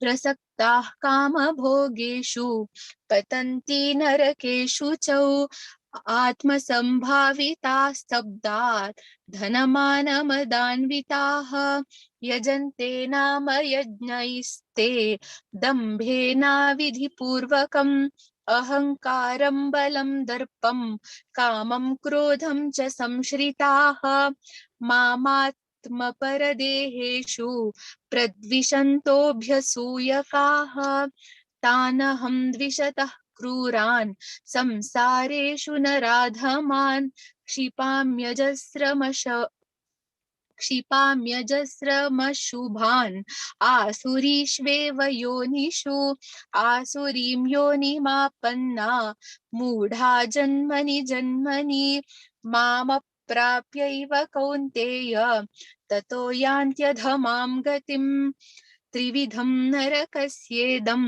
द्वारं नाशनमात्मनः कामः क्रोधस्तथा लोभः तस्माद् एतत्त्रयं त्यजेत् एतैर्विमुक्तः कौन्तेय तमोद्वारैस्त्रिभिर्नरः आचरत्यात्मनः श्रेयः ततो याति परां गतिम् यः शास्त्रविधिमुत्सृज्य वर्तते कामकारतः न स सिद्धिम् अवाप्नोति न सुखं न परां गतिम् तस्मात् शास्त्रं प्रमाणं ते कार्याकार्यव्यवस्थितौ ज्ञात्वा शास्त्रविधानोक्तं कर्म कर्तुम् इहार्हसि ॐ तत्सदिति श्रीमद्भगवद्गीतासु उपनिषत्सु ब्रह्मविद्यायां योगशास्त्रे श्रीकृष्णार्जुनसंवादे दैवासुरसम्पद्विभागयोगो नाम षोडशोऽध्यायः। तत्सत् श्रीहरिकृष्णार्पणमस्तु। ओम। हरे कृष्णा माताजी. लाईव्ह कोण म्हणलंय? अनिता कामत माताजी, निलिमा शणे माताजी. म्हाका दिसता तुम्ही ट्रॅव्हल करता आसत कारार तो अशें म्हाका दिसता. आमची तकनो काम आवत आसत दोगांय तूं आनी तुगेलो बामणो रियली एप्रिशिएट युअर इंटरेस्ट. खुशी जाली हांवें पळोवन अशी मुखार येवपाक केन्ना. हरे कृष्णा. नेक्स्ट 17 अध्याय श्रद्धात्रय विभाग योग म्हणून येता आसची 1 to 14 रश्मी कोळवा माताजी, 15 to 28 Vimala Kamat Mataji. Over to you Rashmi. Hare Krishna. हरे ओम कृष्ण. श्री परमात्मने नमः. अथ सप्तदशोऽध्यायः श्रद्धात्रय विभाग योगः. अर्जुन उवाच ये शास्त्रविधिमुत्सृज्य यजन्ते श्रद्धयान्विताः तेषां निष्ठा तु का कृष्ण सत्त्वमाहो रजस्तमः. श्रीभगवानुवाच त्रिविधा भवति श्रद्धा देहिनां सा स्वभावजा. सात्विकी राजसी चैव तामसी चेति तां शृणु. सत्त्वानुरूपा सर्वस्य श्रद्धा भवति भारत. श्रद्धामयोऽयं पुरुषो यो यच्छ्रद्धः स एव सः. यजन्ते सात्विका देवान् यक्षरक्षांसि राजसाः. प्रेतान् भूतगणांश्चान्ये यजन्ते तामसा जनाः. अशास्त्रविहितं घोरं तप्यन्ते ये तपो जनाः. दम्बाहङ्कारसंयुक्ताः कामरागबलान्विताः कर्षयन्तः शरीरस्थं भूतग्राममचेतसः. मां चैवान्तः शरीरस्थं तान् विद्यासुरनिश्चयान्. आहारस्त्वपि सर्वस्य त्रिविधो भवति प्रियः. यज्ञस्तपस्तथा दानं तेषां भेदमिमं शृणु. आयुः सत्त्वं बलारोग्य सुखप्रीतिविवर्धनाः. रस्या स्निग्धा स्थिरा हृद्या आहारा सात्विकप्रियाः. कट्वं लवणात्युष्ण तीक्ष्ण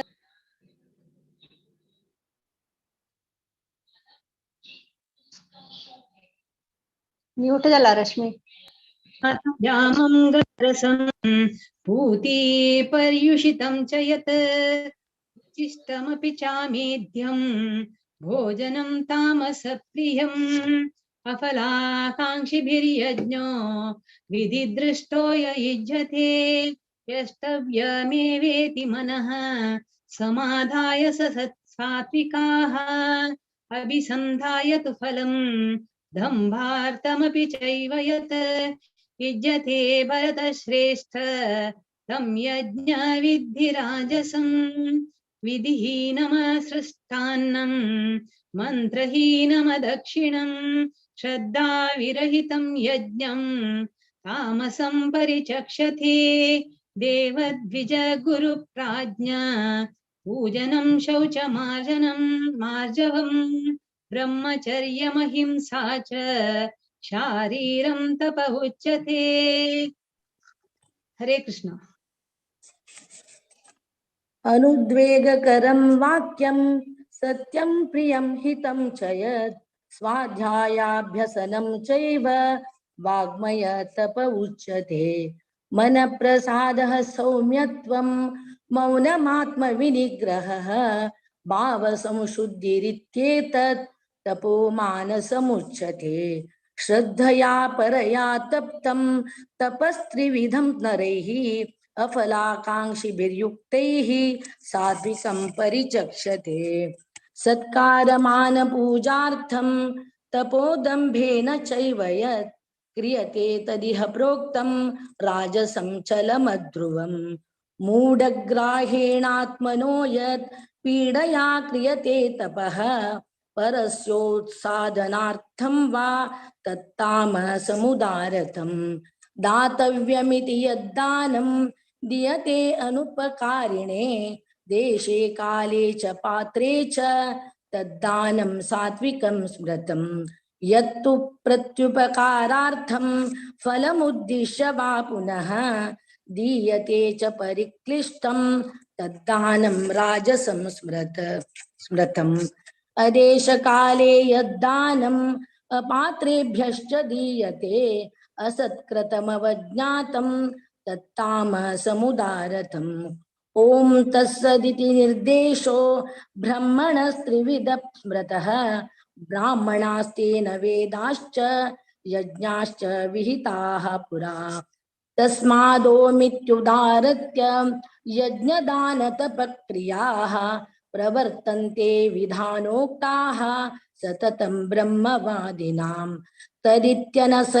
तदित्यनभिसन्धाय फलं यज्ञतपक्रियाः दानक्रियाश्च विविधाः क्रियन्ते मोक्षकाङ्क्षिभिः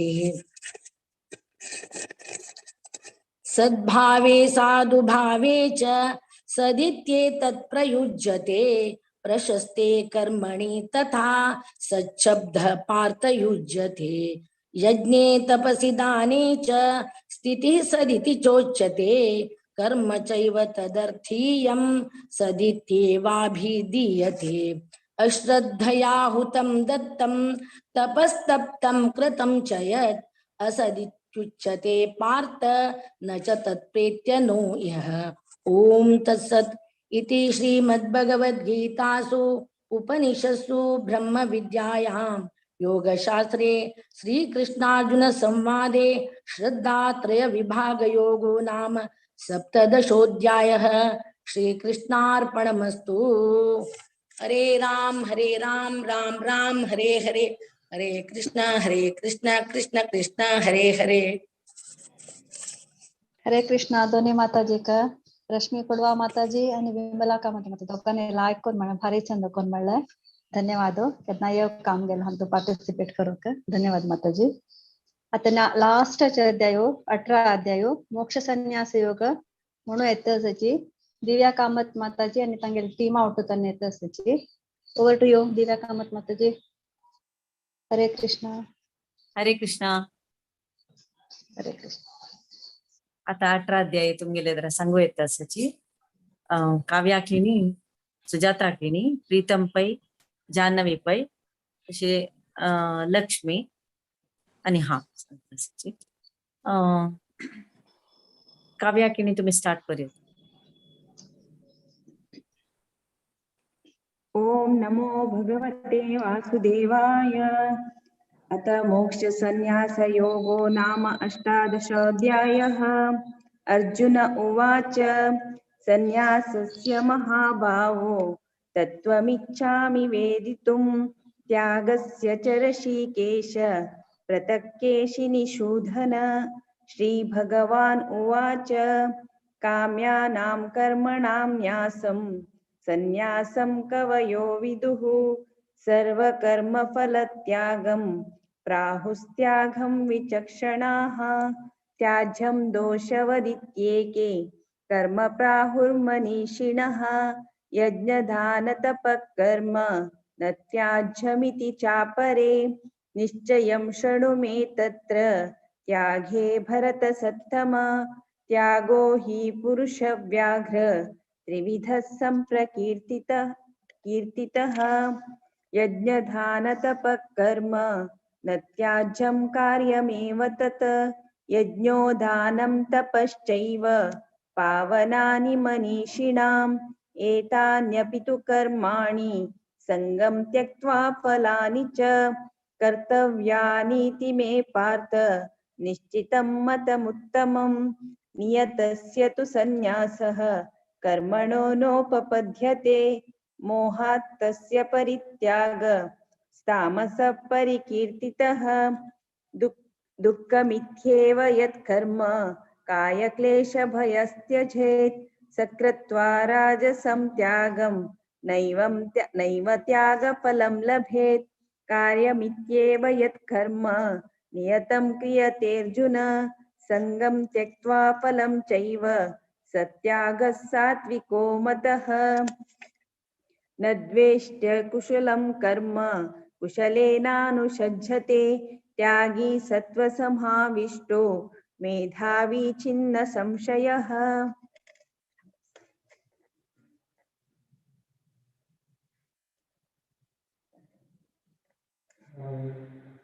न हि देहभृता शक्यं त्यक्तुं कर्माण्यशेषतः यस्तु कर्मफलत्यागी सत्यागीत्यभिधीयते अनिष्टमिष्टं मिश्रं च त्रिविधं कर्मणः फलं भवत्यत्यागिनां प्रीत्य न तु सन्न्यासिनां क्वचित् पञ्चैतानि महाबाहो कारणानि निबोध मे सांख्ये कृतान्ते प्रोक्तानि सिद्धये सर्वकर्मणाम् अधिष्ठानं तथा कर्ता करणं च पृथग्विधं विविधाश्च पृथक् चेष्टा दैवं चैवात्र पंचमम् शरीरवाग्मनोभिर्यत् कर्म प्रारभते नरः न्यायं वा विपरीतं वा पञ्चैते तस्य हेतवः तत्रैवं सति कर्तार आत्मानं केवलतु यः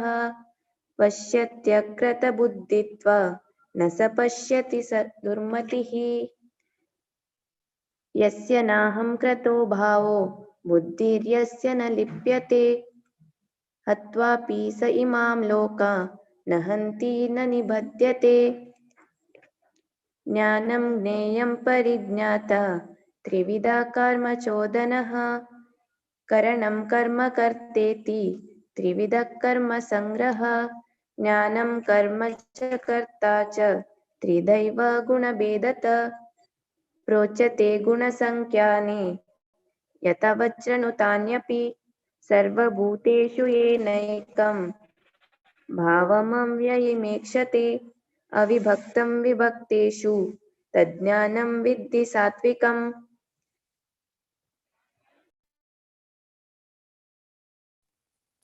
प्रीतम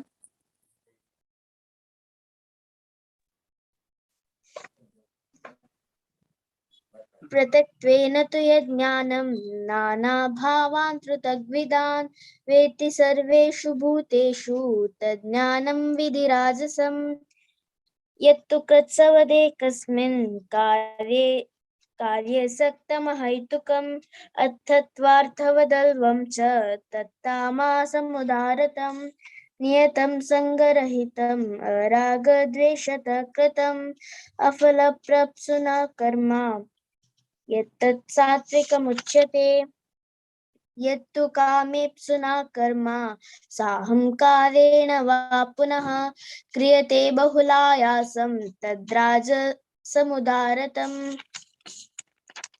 अनुबन्धं क्षयं हिंसां मनवेक्ष्य च पौरुषं मोहाधाराभ्यते कर्म यत्तत्तामसमुच्यते मुक्तसंगो नहं वादी धृत्युत्साहसमन्वितः सिद्ध्यसिद्ध्यो निर्विकारः कर्ता सात्विक उच्यते रागी कर्म फलप्रेप्सुर्लुब्धो हिंसात्मको शुचिः हर्षशोकान्वितः कर्ता राजस परिकीर्तितः आयुक्ता प्राकृतः स्तब्धः शठो नैक्षृतिकोलसः विषादी दीर्घसूत्री च कर्ता तामस उच्यते बुद्धिर्भेदं धृतेश्चैव गुणतस्त्रिविधं शृणु प्रोच्यमानमशेषेण पृथक्त्वेन धनञ्जय प्रवृत्तिं च निवृत्तिं च कार्ये भयाभये बन्धं मोक्षं च या वेति बुद्धि सा पार्थ सात्विकी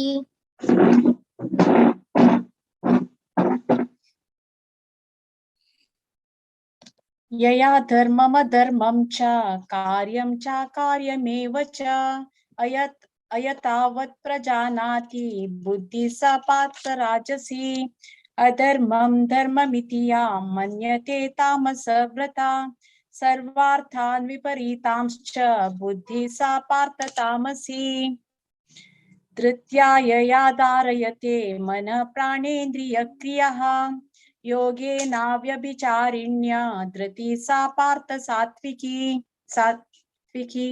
यया तु धर्म कामार्था धृत्या धारयते अर्जुन प्रसंगेन फलाकांक्षी धृति सा पार्थ राजसी यया स्वप्नं भयं शोकं निषादं मदमेव च न विमुच्यन्ति दुर्मेधा धृति सा पार्थ तामसी सुखं त्विधानीं त्रिविधं शृणु मे भरतर्षभ अभ्यासाद् रमते यत्र दुःखान्तं च निगच्छति यत्तदग्रे विषमिव परिणामे अमृतोपमम् तत्सुखं सात्विकं प्रोक्तम् आत्मबुद्धि प्रसादजम् विषयेन्द्रिय संयोगात् यत्तदग्रे अमृतोपमम् परिणामे विषमिव तत्सुखं राजसं स्मृतम् यदग्रे चानुबन्धे च सुखं मोहनमात्मनः कसं झालं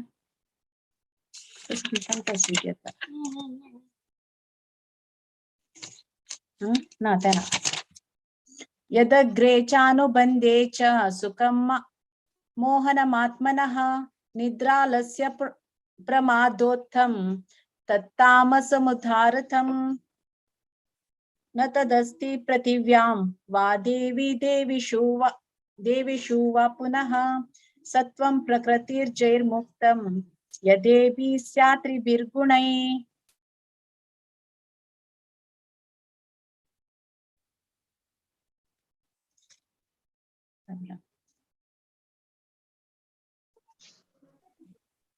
नेक्स्ट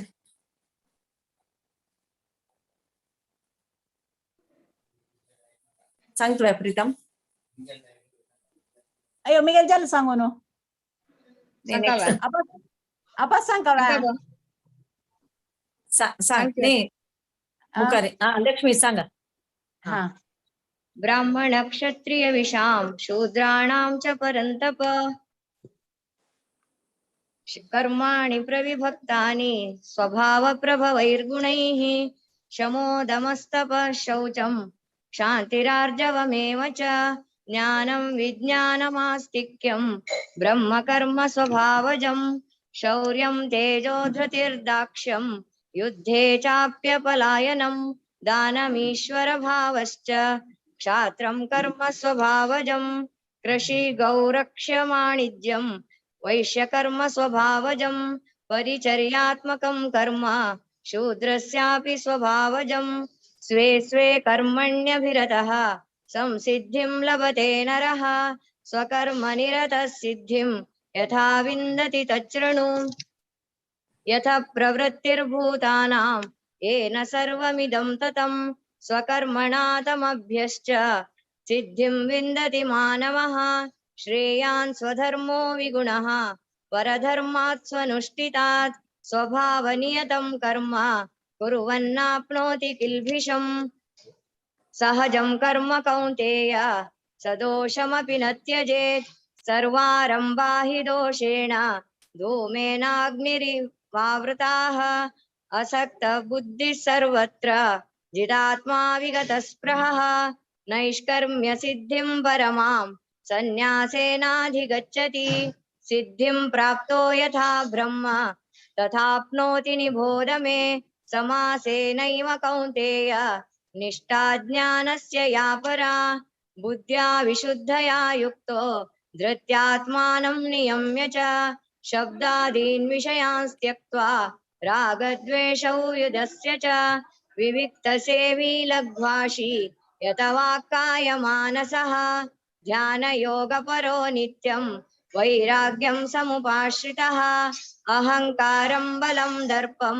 कामं क्रोधं परिग्रहं विमुच्य निर्ममः शान्तो ब्रह्मभूयाय कल्पते ब्रह्मभूतप्रसन्नात्मा न शोचति न काङ्क्षति समः सर्वेषु भूतेषु मद्भक्तिं लभते पराम् भक्त्या मामभिजानाति यावन्यश्चास्मि तत्त्वतः ततो मां तत्त्वतो ज्ञात्वा विशते तदनन्तरं सर्वकर्माण्यपि सदा कुर्वाणो मद्व्यपाश्रयः मत्प्रसादादवाप्नोति शाश्वतं पदमव्ययम् चेतसा सर्वकर्माणि मयि सन्न्यस्य मत्परः बुद्धियोगमुपाश्रित्य मच्चित्तः सततं भव मच्चित्तः सर्वदुर्गाणि मत्प्रसादात् तरिष्यसि अथ चेत्त्वमहङ्कारान् न श्रोष्यसि विनङ्क्ष्यसि यदहङ्कारमाश्रित्य न योत्स्य इति मन्यसे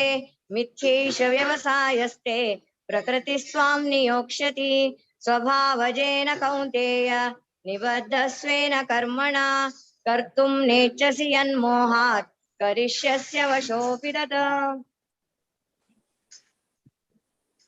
पत्यानि ईश्वरः सर्वभूतानां हृद्देशेऽर्जुन तिष्ठति भ्रामयन् सर्वभूतानि यन्त्रारूढानि मायया तमेव शरणं गच्छ सर्वभावेन भारत तत्प्रसादात् सरां शान्तिं स्थानं प्राप्यसि शाश्वतम् इति ते ज्ञानमाख्यातं गुह्यात् गुह्यतरं मया विमृश्येत तदेशेन यथेच्छसि तथा कुरु सर्वगुह्यतमं भूयः शृणु मे परमं वचः इष्टोऽसि मे दृढमिति ततो वक्ष्यामि ते हितं मन्मना भव मद्भक्तः मध्याजी मां नमस्कुरु मामे वैशसि सत्यं ते प्रतिजाने प्रियोऽसि मे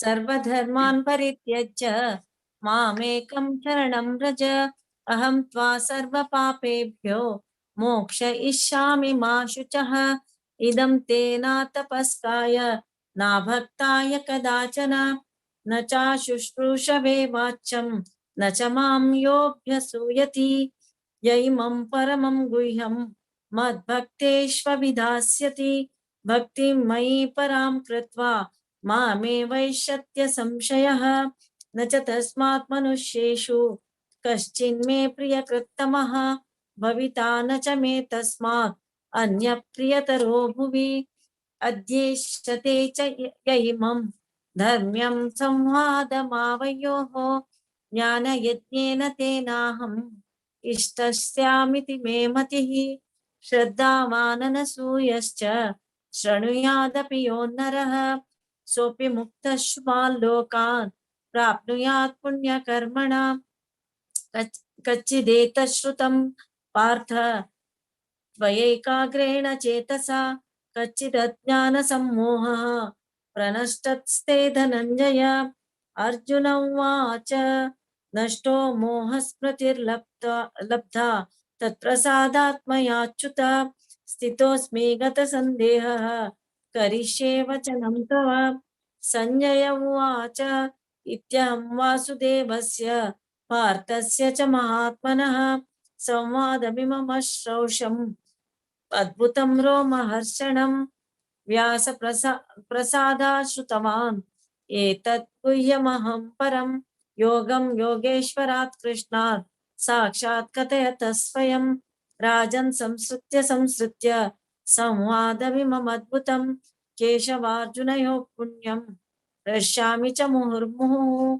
तच्च संसृत्य रूपमत्यद्भुतं हरेः विस्मयो मे महान् राजान् हृष्यामि च पुनः पुनः यत्र योगेश्वर कृष्णो यत्र पार्थो धनुर्धरः तत्र विजयो भूति ध्रुवानीतिर्मतिर्मम यत्र योगेश्वर कृष्णो यत्र पार्थो धनुर्धरः तत्र विजयो भूतिः ध्रुवानीतिर्मतिर्मम यत्र योगेश्वर कृष्णो यत्र पार्थो धनुर्धरः तत्र श्रीविजयो भूतिः ध्रुवानीतिर्मतिर्मम ॐ तत्सत् इति श्रीमद्भगवद्गीतासु उपनिषत्सु ब्रह्मविद्यायां योगशास्त्रे श्रीकृष्णार्जुनसंवादे मोक्षसंन्यासयोगो नाम अष्टादशोऽध्यायः।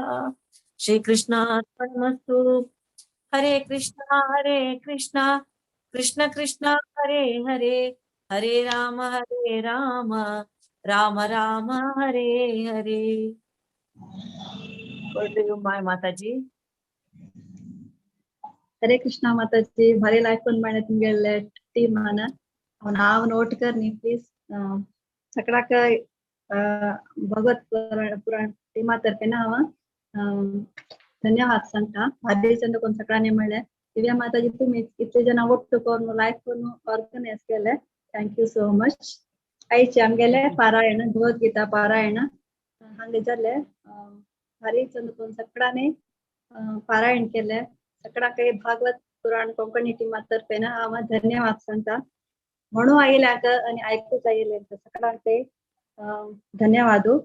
तशीच ही थोडीशी आणि जपा टॉक दिलेले हिज ग्रेस भुरीदा कृष्ण प्रभूजी हांका हांव धन्यवाद सांगता. असं तशीच थोडे अनाउन्समेंट आसा. बुक्स आर बेसिस तांतू चॅन्ट अँड बी हॅपी ते हिज ग्रेस संत गोपेश्वर प्रभूजी आणि हर ग्रेस पूर्ण प्रेममय माताजी आम्ही पण सांगतलीची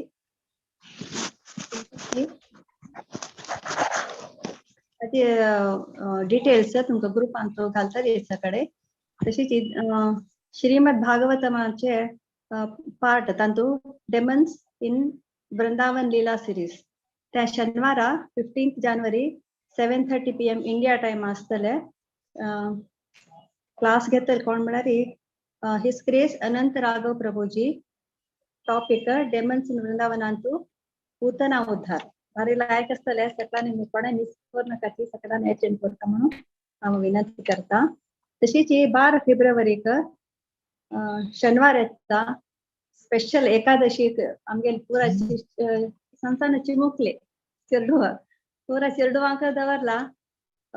सकट चिरडुवाने पार्टिसिपेट एक्चुअली पूरा फुल जाला जाल्यार कोणाक उमेद आसल्यार कोणे येवेत काय ना जाल्यार आयकूच आपूण मस्त चिरडुवान येवका म्हणून आमी कळकळीन सकडे चिरडुवांक तशी तांगेले पेरेंट्स घेवन येवका म्हणून सांगून आमी विनंती करपाची.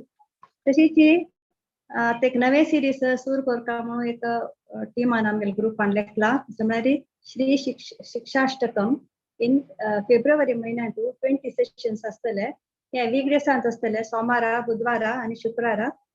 हाचे रेजिस्ट्रेशन लिंक्स ग्रुपांत मेळटले.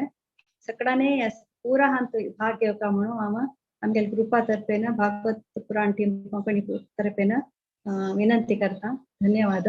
आयचे भगवद्गीता पारायण हांगाची आमी विराम दिवया. वांछा कल्पतरुभ्यश्च कृपा सिन्धुभ्येव च पतितानां पावनेभ्यो वैष्णवेभ्यो नमो नमः. कोटि वैष्णव की जय. श्रीला प्रभुपाद की जय. हरे कृष्णा कृष्ण कृष्णा हरे हरे, हरे राम राम राम हरे हरे. कृष्णार्पण.